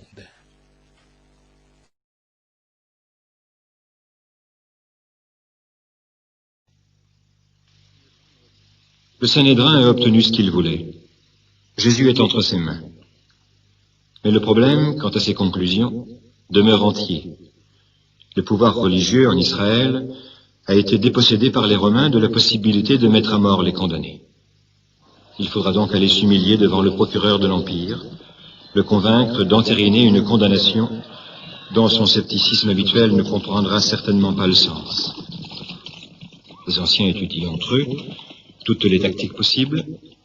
Le Romain est malin et ne manque aucune occasion de leur rappeler discrètement que les Juifs notables ne sont rien moins que des colonisés. Le jeu sera serré. Mais il importe de conclure l'affaire avant que ne commence le sabbat. Vendredi, 6 heures du matin, Pilate, le procurateur, arrivé de la veille pour s'assurer du calme public lors des fêtes de la Pâque, est réveillé par l'un de ses conseillers, un citoyen romain d'origine syrienne, qui connaît bien les méandres de la pensée juive et l'aide à résoudre les problèmes de ces gens, uniques en leur genre ou au demeurant bien compliqués. Un seul Dieu, un seul temple, de susceptibilités incompréhensibles, de quoi faire sourire par les temps qui courent. À Rome, depuis le début de la conquête, la politique est demeurée inchangée. Religion libre pour Israël, à condition que l'impôt soit payé et que les Juifs restent tranquilles. Drapé dans sa toge et d'humeur partagée, Pilate s'est assis dans la salle d'audience. Le cortège s'avance, avec à sa tête le prisonnier, vêtu d'une longue tunique maculée de poussière et de crachats. Pilate pense en lui-même qu'il n'a pas l'air bien dangereux, cet homme pour lequel on lui gâche sa matinée. Voyons un peu ce qui vous amène. Noble Pilate, nous n'avons pas pour habitude de te déranger pour rien. Certainement, tu as entendu parler de ce Jésus de Nazareth, qui prêche de fausses doctrines et prétend être un prophète. Le voilà, devant toi. Nous l'avons interrogé. À notre horreur, il s'est proclamé fils de Dieu et roi des Juifs. Alors, nous l'avons condamné, sauf ton autorité, à la peine de mort, pour blasphème.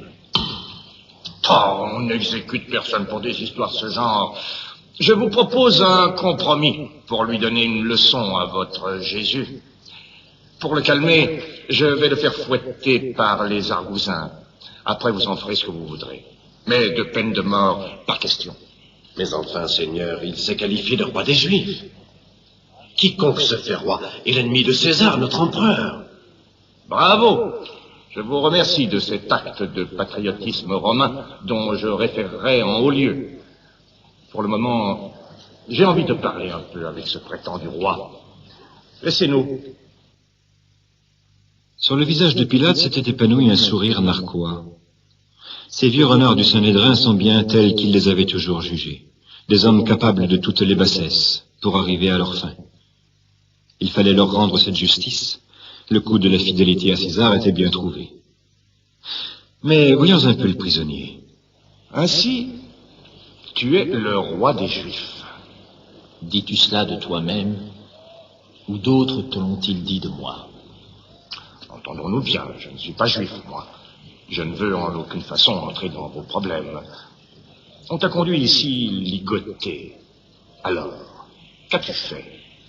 Mon royaume n'est pas d'ici. Si je faisais partie des rois de la terre, mes serviteurs auraient combattu pour moi, et personne n'aurait pu m'emprisonner. Donc, tu es roi? Oui, je suis roi. Je suis né. Je suis venu dans le monde pour rendre témoignage à la vérité. Quiconque est de la vérité, écoute ce que je dis. Vérité, vérité. Belle parole et beau débat. Une question, si tu permets. La vérité, qu'est-ce que c'est? Jésus n'a répondu. Mais la conviction du procurateur est désormais sans faille. Ce Nazaréen est un illuminé, un spirituel exalté, que quelques coups de fouet feront redescendre sur terre. Il serait injuste d'envoyer à la mort un pauvre homme de ce genre, ou alors, dans ce maudit pays de Palestine, les Romains pourraient passer leur journée à organiser des exécutions. On a conduit Jésus dans un recoin de la loggia du palais. Pilate parle avec Festus, le Syrien. Dis-moi comment sortir de ce guêpier. Ce Jésus est tout ce qu'on voudra, sauf la canaille qu'on veut qu'il soit. Alors, que faire? L'affaire est délicate. Mais voyons, si je me souviens bien, à l'occasion de la Pâque, pour contenter les Juifs, n'as-tu pas pour habitude de gracier un condamné à mort? La voilà, la solution. Tu as raison. Mais oui, je vais faire comme cela. Je leur donnerai le choix entre le Nazaréen et cette crapule de Barabbas. Tu sais, ce bandit qui a bien 5 ou 6 cadavres sur la conscience. Les Juifs ont l'esprit tordu, mais pas au point de préférer un assassin à un prédicateur de pacotille. D'une pierre, je fais 2 coups. Je me débarrasse d'une affaire épineuse et ma femme me laisse tranquille. Il y a un instant, tiens, avant que tu n'arrives, elle est venue me raconter un songe dans lequel une voix lui disait qu'il valait mieux pour moi ne pas toucher à ce Jésus. Garde! Conduisez ce prisonnier dans la cour du quartier et fouettez-le selon la coutume. Puis amenez-le moi.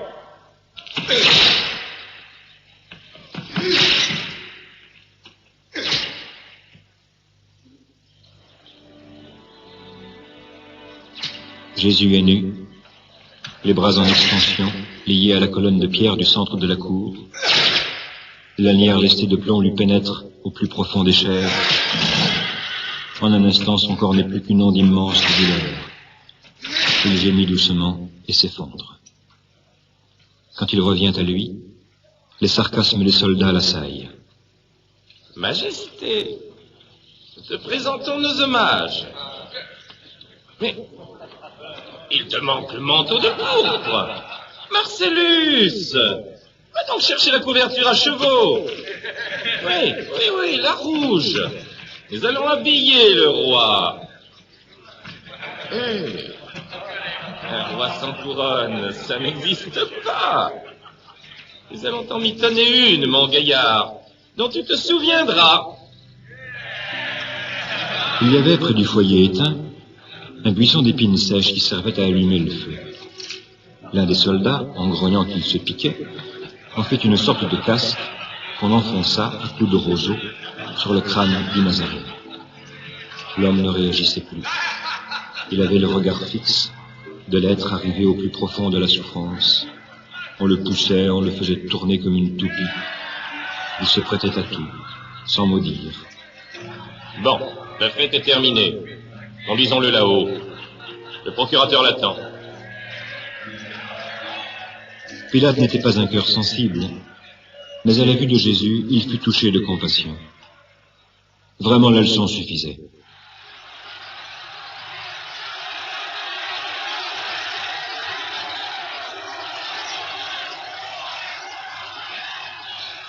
Dehors, en face de la tribune, la foule s'était massée, nerveuse. Peuple d'Israël, voici l'homme. Je l'ai interrogé. Il a été fouetté. En lui, je n'ai trouvé vraiment rien de répréhensible. Alors dites-moi, que dois-je faire de lui? La foule a été travaillée par les agents du Sanhédrin qui ont distribué quelques pièces d'argent. Contre Jésus, cette foule n'a rien de précis, à part le fait que maintenant il a perdu. Il n'est plus rien. Alors celui-là ou Barabbas, peu importe. Pour montrer la bonté de Rome, je vais comme chaque année libérer un condamné. Vous avez le choix entre Barabbas et Jésus, dit le roi des Juifs.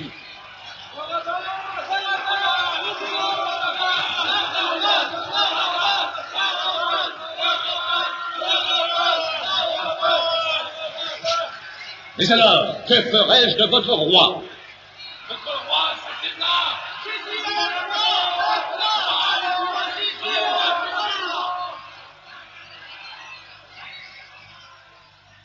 Pilate a compris.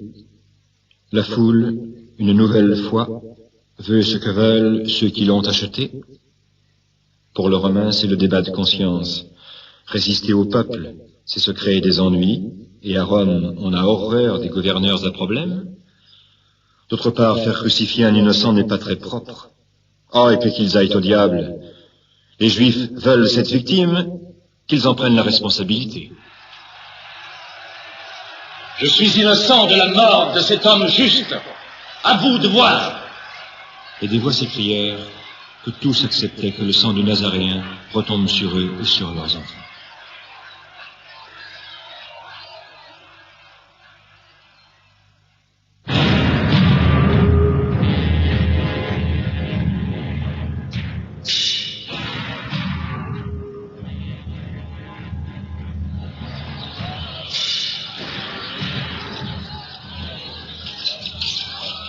On a lié sur les épaules de Jésus le madrier sur lequel on le clouera dans 1 heure. Le temps nécessaire pour parcourir la distance qui sépare le palais de Pilate de la colline du Golgotha, où sont plantés en permanence les pieux des exécutions. Le groupe flanqué de soldats en armes s'avance au milieu de gens dont certains se rendent compte, en regardant le visage du condamné, qu'Israël est en train de perpétrer une terrible injustice.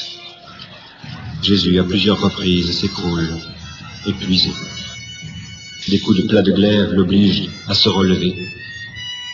De temps en temps, on lui accorde 1 minute de repos. Sa tête tourne, et il voit à peine la femme en larmes qui a essuyé son visage maculé de sang et de crachats. Des pleureuses le regardent en sanglotant. Fille de Jérusalem, ne pleurez pas sur moi. Pleurez plutôt sur vous et sur vos enfants. Car on ira de vous. Malheur à celles qui ont enfanté pendant ces jours-là. Si on traite ainsi le bois vert, qu'adviendra-t-il du bois sec?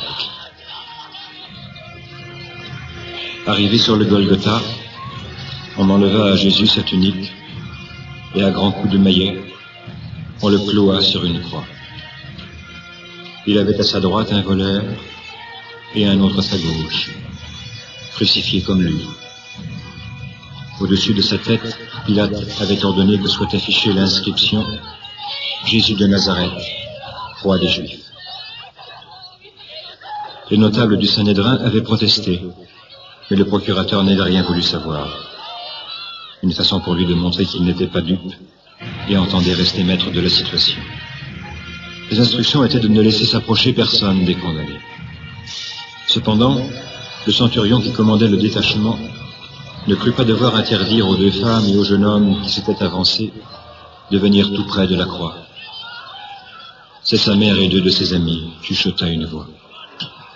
De fait, Marie se trouvait là, le visage ravagé, les yeux secs d'avoir trop pleuré, soutenue par Jean et par Marie-Madeleine, celle dont Jésus avait dit que Dieu lui pardonnait tous ses péchés car elle avait beaucoup aimé.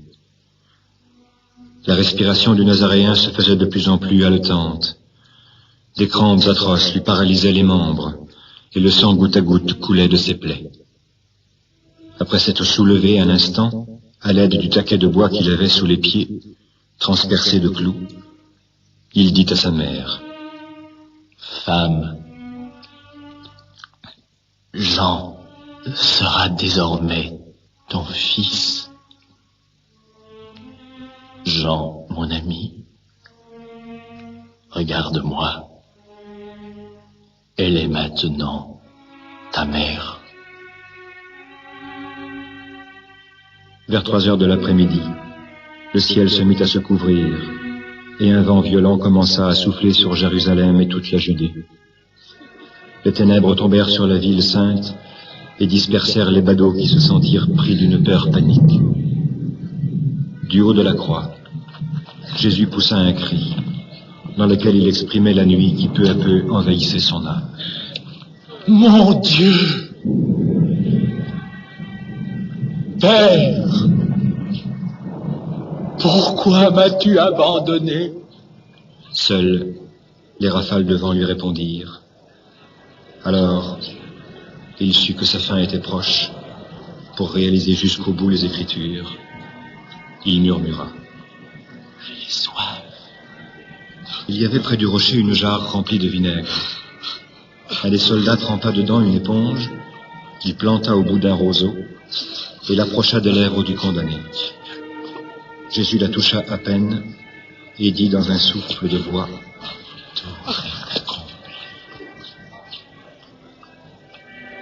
on le vit incliner la tête sur le côté, son corps s'affaissa, quelques soubresauts, puis plus rien. La mort avait vaincu. Le centurion qui avait assisté à l'événement ne put s'empêcher de dire, vraiment, cet homme était fils de Dieu.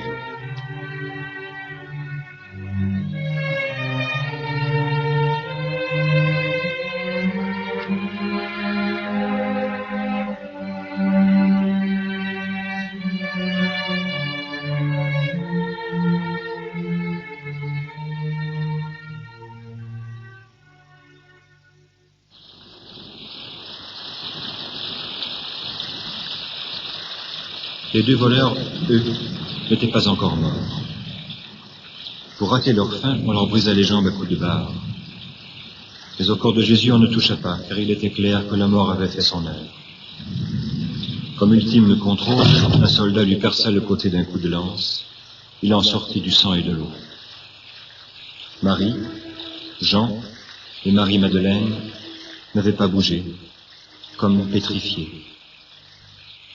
Joseph d'Arimathie, qui était en secret disciple de Jésus, s'approcha d'eux et leur dit que l'heure du sabbat allait bientôt sonner et qu'il fallait faire vite. Il avait un tombeau neuf qu'il mettait à leur disposition. Qu'on ne se préoccupe de rien, il obtiendrait de Pilate l'autorisation de prendre le corps. Le procurateur ne fit aucune objection. Jésus avait payé. Il n'y avait aucune raison de le persécuter au-delà de la mort. Par sécurité, il ordonna que 4 soldats surveillent les allées et venues autour de la tombe, mais si la famille le désirait, qu'elle fasse ensevelir le cadavre selon la coutume juive. Marie est assise à même le sol, Sur ses genoux repose la tête de son fils. Elle ne dit rien. Et quand, avec délicatesse, on l'écarte du corps pour pouvoir l'embaumer sommairement avant de l'envelopper dans le linceul, elle ne réagit même pas. Marie est prise dans un discours intérieur, un dialogue secret éclairé par la foi nue. Est-elle arrivée ici au bout du chemin? Ou demain sera-t-il éclairé par une lueur d'espérance? Elle a dit oui à tout jusqu'à ce jour. Elle dit oui aussi à cette mort, même si son âme est en pièces, même si son cœur ne trouve aucun lieu où se reposer. Vieillard du temple, comme tes paroles furent vraies, un glaive de feu est là, présent, qui brûle la mère du crucifié. La pierre a glissé dans sa rainure avec un bruit sec. Le petit groupe s'est attardé un instant, alors que doucement la nuit se met à tomber. Dans les maisons proches s'allument déjà les lampes du sabbat. N'est-il pas de la nature de la vie de continuer au-delà des ruines, des destructions et des morts? Qui s'occupe encore à Jérusalem du prophète Jésus? Quelqu'un n'est-il pas ricané alors qu'il s'épuisait de douleur sur sa croix? Il paraît qu'il a sauvé des tas de malheureux. Pourquoi ne se sauve-t-il pas lui-même? 3 ans d'amour et de pardon. Et au bout, l'échec lamentable. Les 11 apôtres se sont repliés dans une maison amie. Le mot d'ordre est ne pas se faire remarquer, redevenir des gens tout à fait comme tout le monde, s'immerger dans la foule indifférente, demain sera un autre jour. Le corps de Judas continue de se balancer au bout d'une corde dans le champ du potier. Personne n'a voulu le toucher de peur de se souiller. Sur le visage bleui, attaqué déjà par les insectes, une horrible expression de terreur. Les pièces d'argent, prix de la trahison, gisent dans l'herbe sèche, dérisoires. Dans la maison qui abrite la mère du Nazaréen, c'est le silence. Marie ne dort pas. Elle veille dans la tente de l'aube. La pièce adjacente est occupée par Marie-Madeleine et l'autre Marie. Elles non plus ne se sont pas assoupies. Brin après brin, elles ont trié des aromates et les ont glissés dans des sacs de chanvre. Elles attendent le premier jour de la semaine pour compléter l'embaumement du corps de Jésus. Dans leur esprit, une inquiétude. Les soldats qui gardent la tombe les aideront-elles à dégager l'ouverture? À l'horizon, le soleil commence sa course. Selon la loi, les activités peuvent reprendre.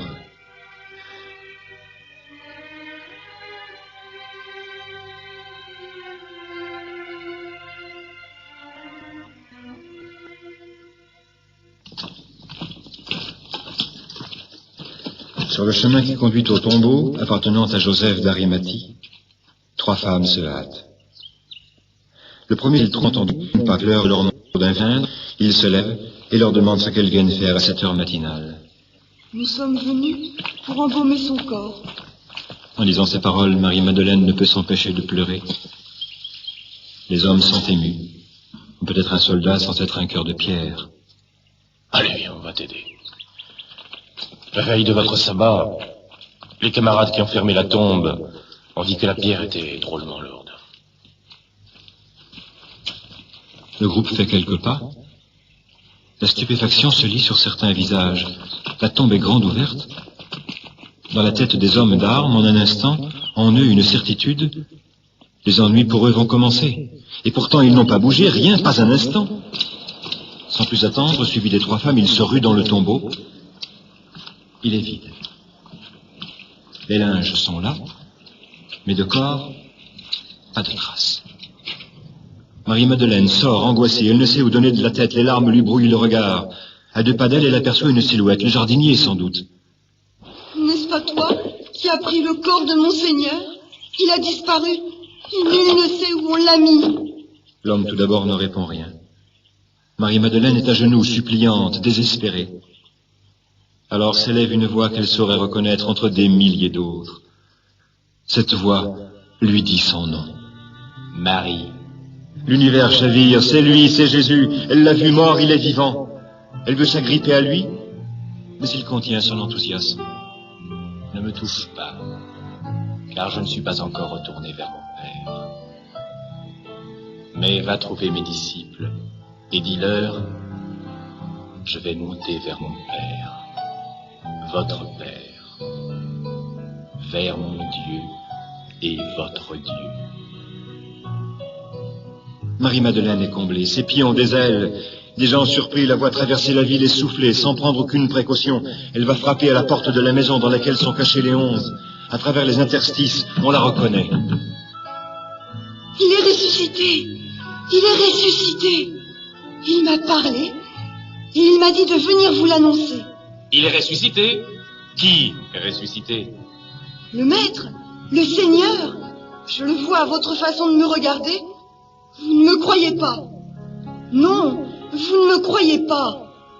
Et pourtant, souvenez-vous, n'a-t-il pas dit aux pharisiens, détruisez le temple, et en 3 jours, je le reconstruirai? C'était de son corps qu'il parlait. Pierre est ébranlé. Marie-Madeleine est une femme, mais pas de ces demi-folles qui racontent n'importe quoi. Il fait un signe à Jean et tous deux, enveloppés de leur manteau, courent vers le tombeau. Pas de doute, le corps n'est pas là. Ils s'en retournent, l'esprit rempli d'interrogations. Les demandes fusent. Eh bien, c'est vrai. Le corps du maître a disparu. Chacun se perd en suppositions. Puis tout à coup, une impression, le sentiment d'une présence familière, d'une présence amie. Jésus se trouve au milieu d'eux et leur dit: La paix soit avec vous. Oui, c'est bien moi. Je ne suis pas un fantôme. Vous voyez mes pieds et mon côté transpercé. Puis il disparaît. De nouveau, la joie s'est installée dans le cœur des disciples. Le seul Thomas, qui n'était pas là, ne veut rien entendre. Il est prêt à parler d'illusion collective. Tant que je ne verrai pas dans ses mains la trace des clous, tant que ma main ne touchera pas son côté, je ne croirai pas. Quelques jours plus tard, en un instant, la même présence, toutes les portes et fenêtres étant fermées. La paix soit avec vous. Viens donc ici, Thomas, et fais ce que tu désires faire pour croire vraiment à mon retour au milieu des miens. Alors Thomas, ému jusqu'au plus profond de son être: Tu es mon Seigneur et mon Dieu.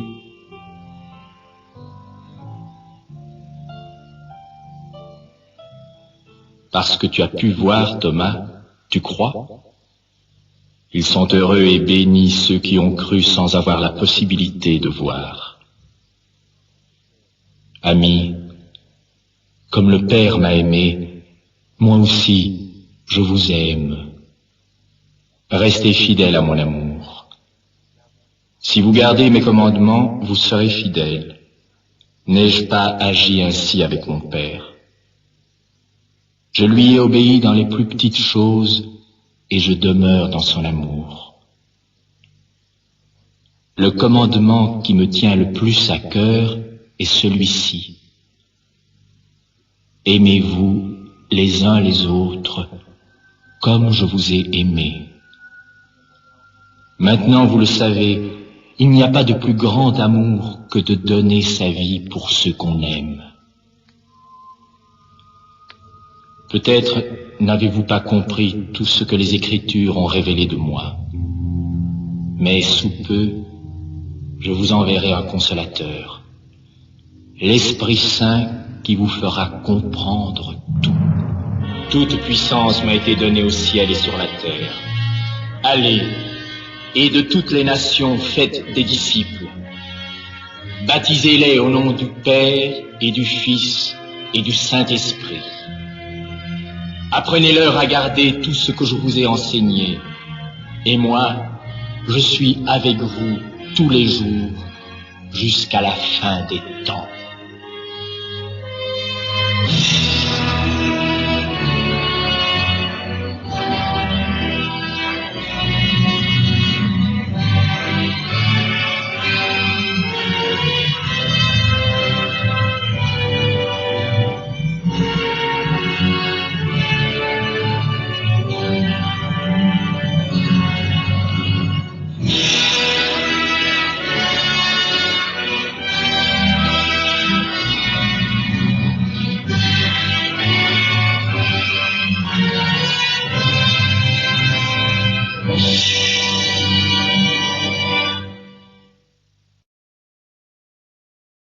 la mort.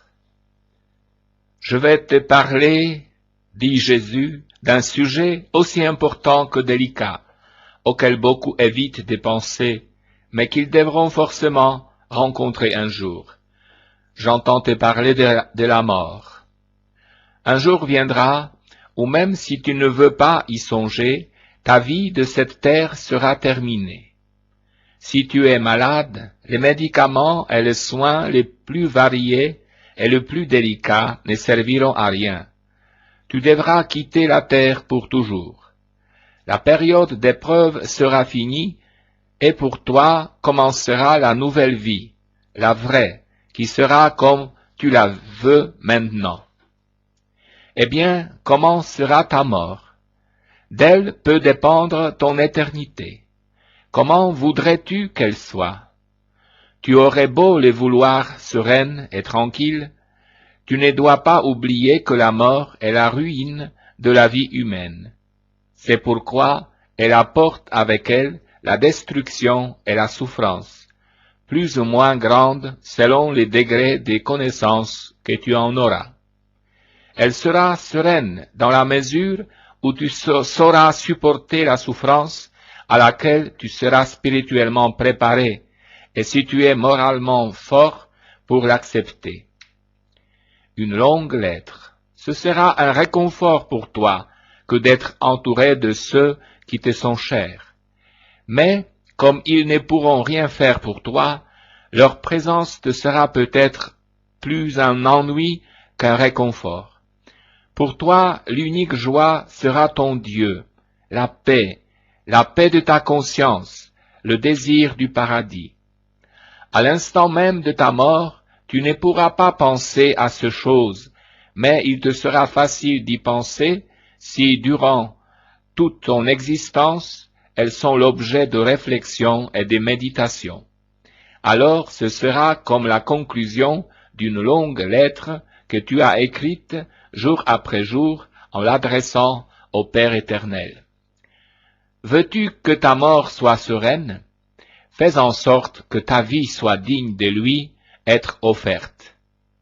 Tu écris des pages et des pages de ce cahier d'une manière ordonnée, et si par hasard tu dois corriger ou tâcher les feuilles, cela te déplaît. Eh bien, comporte-toi aussi de la même manière dans ta vie spirituelle. Que les pages de ta vie, jour après jour, rédigées dans l'Esprit de Dieu, soient aussi ordonnées et propres. Qu'elles soient riches seulement d'actes de bonté et de bonnes œuvres, afin que le cœur du Père éternel ait à s'en réjouir et à te récompenser à la conclusion. Accomplis tes œuvres à la lumière de l'éternité. Que la pensée de la mort te soit familière. Elle n'est que la sœur pleine de bonté qui ouvre la porte du ciel. Même si elle est inexorable, elle ne fait exception de personne. Je dois mourir. Même si elle ne se fait pas annoncer, tu dois l'attendre chaque jour, parce que tu es sûr qu'elle viendra. Si tu la regardes avec sérénité et l'attends avec impatience, il te sera facile de bien l'accueillir quand elle arrivera. Si tu n'y penses pas et ne te prépares pas à sa venue, elle viendra quand même, et ce sera tant pis pour toi. Que te soit donc familière cette pensée, je dois mourir, et tu verras comme changeront bien des choses à sa lumière. Tu te chagrines peut-être parce que tu reçois peu d'affection de la part de personnes à qui tu as tout donné. Ne t'inquiète pas, la mort raffermira ces sentiments, car en te retrouvant au ciel, les enfants, ceux qui te sont chers, les personnes aimées et comblées de bienfaits par toi, t'aimeront vraiment pour toujours. Si maintenant elles se sont éloignées de toi, ce n'est qu'une chose provisoire. Tu t'affliges parce que tu voudrais résoudre tes problèmes d'intérêt familial et que tu ne te vois pas aider. Adresse-toi à ceux qui sont déjà arrivés au port. Fais confiance à la Providence et va de l'avant avec bonne volonté jour après jour. Ce que tu n'arriveras pas à faire, toi, d'autres le feront. Toi, fais tout ce qui est en ton pouvoir, et accomplis-le avec une intention droite. Ne t'attends pas à des remerciements, n'attends rien de personne, mais attends de Dieu seul la récompense éternelle. Agis toujours pour sa gloire, et lui te glorifiera un jour, comme le Père m'a glorifié, dit Jésus, moi, car j'ai toujours cherché sa gloire. Tu ne sais où tu mourras, mais sache que quel que soit l'endroit où tu seras à ce moment-là, je serai près de toi, dit Jésus. Et si tu t'habitues à penser à moi, tu sentiras avec plus d'efficacité ma présence et mon secours. Tu ne sais pas quand sonnera pour toi la dernière heure, mais si pour toi vivre ou mourir est indifférent, pourvu que s'accomplisse la volonté de Dieu, tu seras content quand arrivera cette heure, parce que la mort sera pour toi le dernier acte d'offrande et d'adhésion à sa sainte volonté. Tu ne seras pas seul. Rappelle-toi que tu ne seras pas seul au dernier instant. Avec moi auprès de ton âme, dit Jésus, il y aura ma maman, que tu as tant aimée dans ta vie, durant ta vie. Il y aura ton ange gardien, Saint Joseph, qui protège de façon particulière ses dévots en cette dernière heure. Et il y aura ceux que tu aimes et qui t'ont précédé, et qui sont désireux de te voir enfin avec eux. Ce n'est pas que ce désir leur ôte une partie de leur bonheur, non, parce qu'en Dieu, ils jouissent infiniment de tout bien, et cela ne peut leur manquer.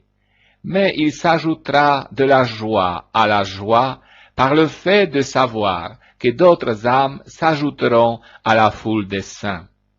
Vis donc serein et confiant dans cette pensée, en évitant le mal et en faisant le bien. Ne désire pas jusqu'à en souffrir des choses qui ne sont pas indispensables pour atteindre le but. Ne te trouble pas pour ce qui vient à te manquer et que tu n'emporteras pas dans l'au-delà. S'il t'est permis de désirer la mort pour être enfin avec ton Dieu, accepte cependant de continuer à vivre au milieu de la souffrance. Comme elle est source de mérite, tu dois l'accepter comme un don de Dieu. La mort sera la grande libération qui t'ouvrira triomphant devant les portes du ciel. En pensant souvent à ta mort, lie amitié avec elle, et partout où tu la rencontreras, elle sera toujours la bienvenue. La grâce. Écoute, dit Jésus, ce n'est pas toujours que tu es prêt à l'invitation que je t'adresse de façon répétée. Rappelle-toi que cette mission que je te confie est une mission spéciale à laquelle tu dois être fidèle. Tu dois être joyeux de m'offrir ce petit sacrifice auquel j'ai attaché de nombreuses grâces. La leçon que je dois te donner sera très chère à ton cœur.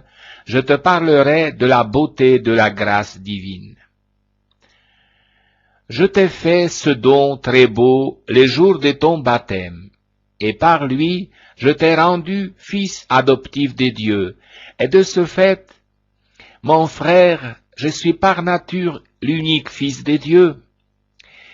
Par ce don de la grâce, je t'ai rendu capable de gagner le paradis en ajoutant tes quelques mérites à mes mérites infinis.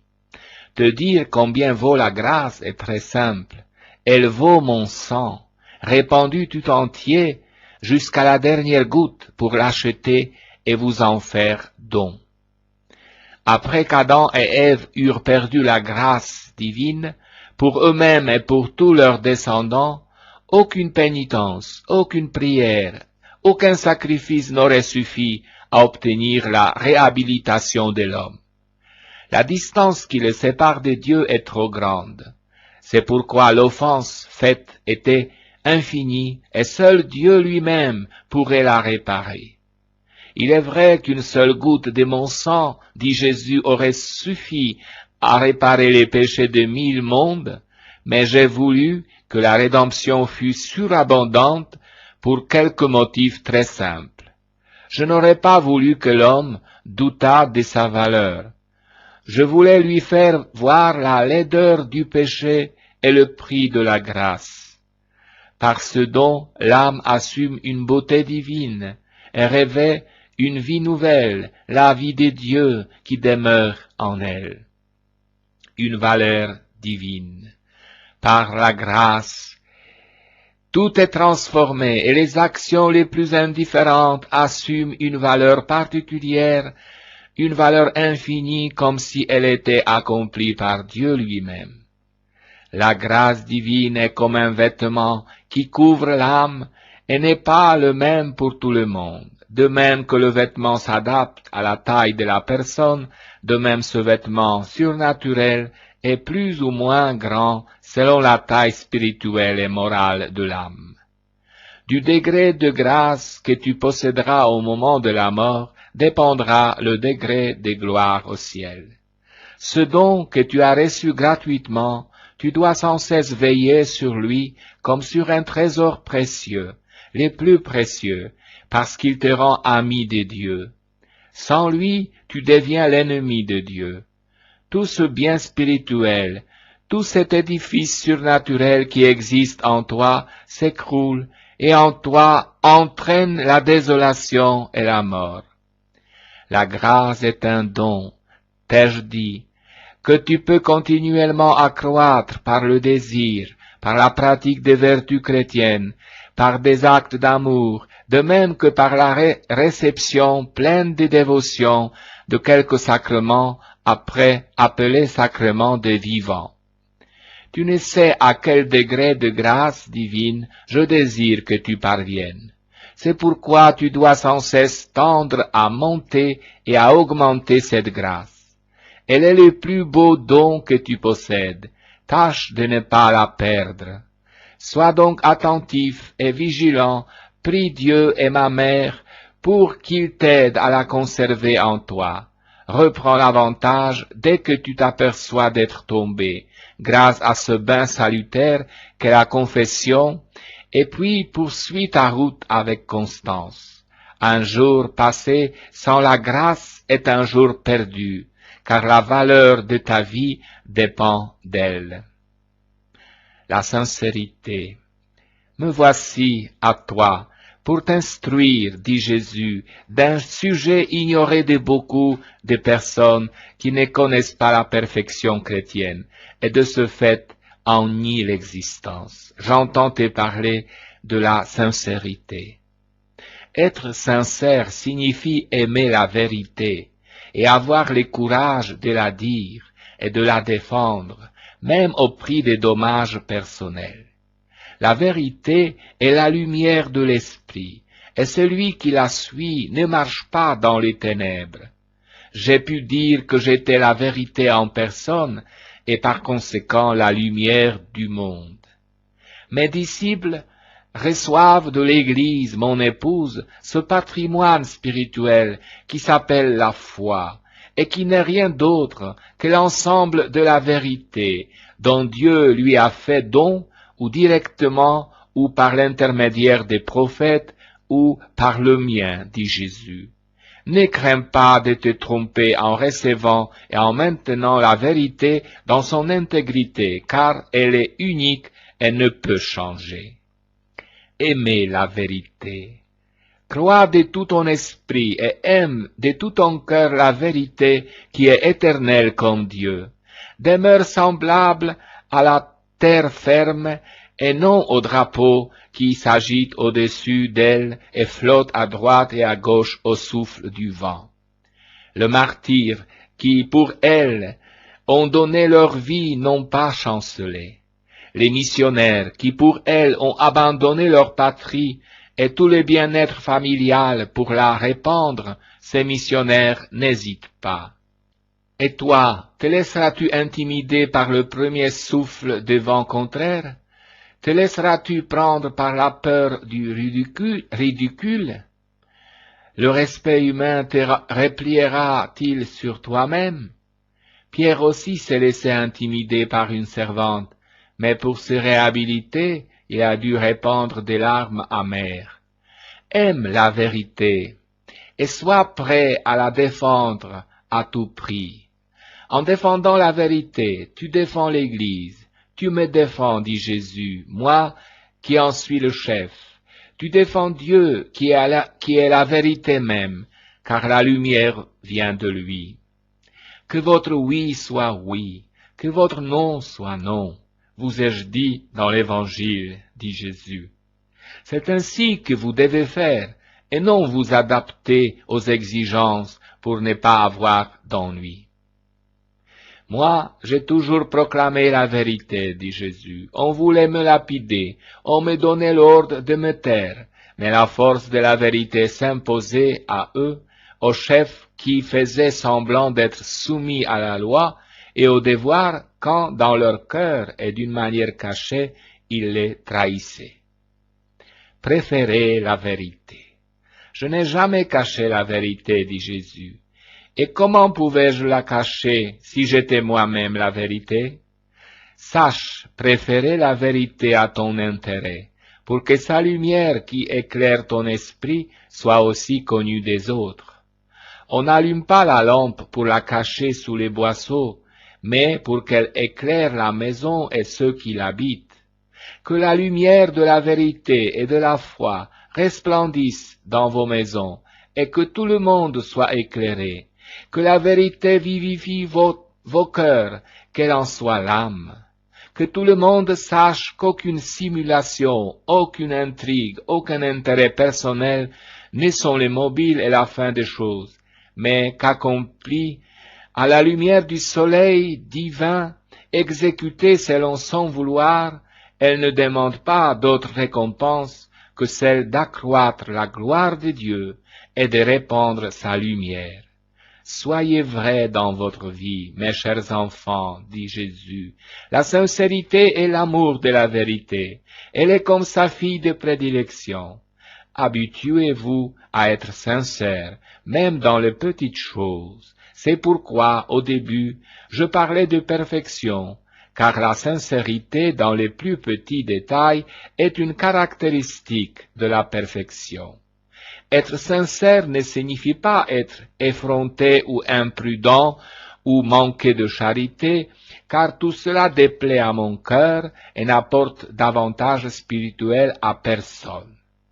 Vous devez savoir appeler chaque chose par son nom, avec simplicité, avec bonté. Mais vous devez être sûr aussi que la chose est bien ce que vous dites. Je veux signifier par là que vous devez être certain que ce que vous affirmez est la vérité et non le fruit de l'imagination ou d'une hallucination. Aimez l'étude des vérités éternelles, approfondissez-le, car l'ignorance de ces vérités porte à accomplir de nombreuses erreurs dans la vie. Quelques saints sont parvenus à la sainteté et à la perfection parce qu'ils ont cherché, invoqué et approfondi la vérité. La vérité est lumière.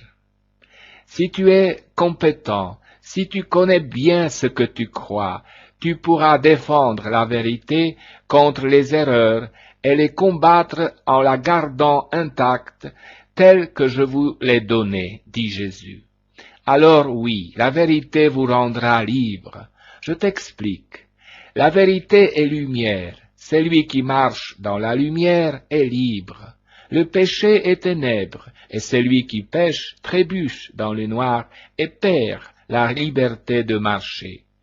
Comment peut-il savoir où se diriger s'il ne voit pas? Je voudrais te dire une dernière chose, et c'est celle-ci. Rappelle-toi toujours que l'homme vrai a Dieu pour père et qu'au contraire, le père du mensonge, c'est Satan. Si tu veux avoir Dieu pour père, ne mens jamais. Même auprès des autres, l'homme sincère est tenu en considération. Vous avez l'habitude de les appeler les honnêtes gens. Je voudrais que le monde fût rempli de gens honnêtes, qui aiment la vérité comme leur vie et plus que leur vie.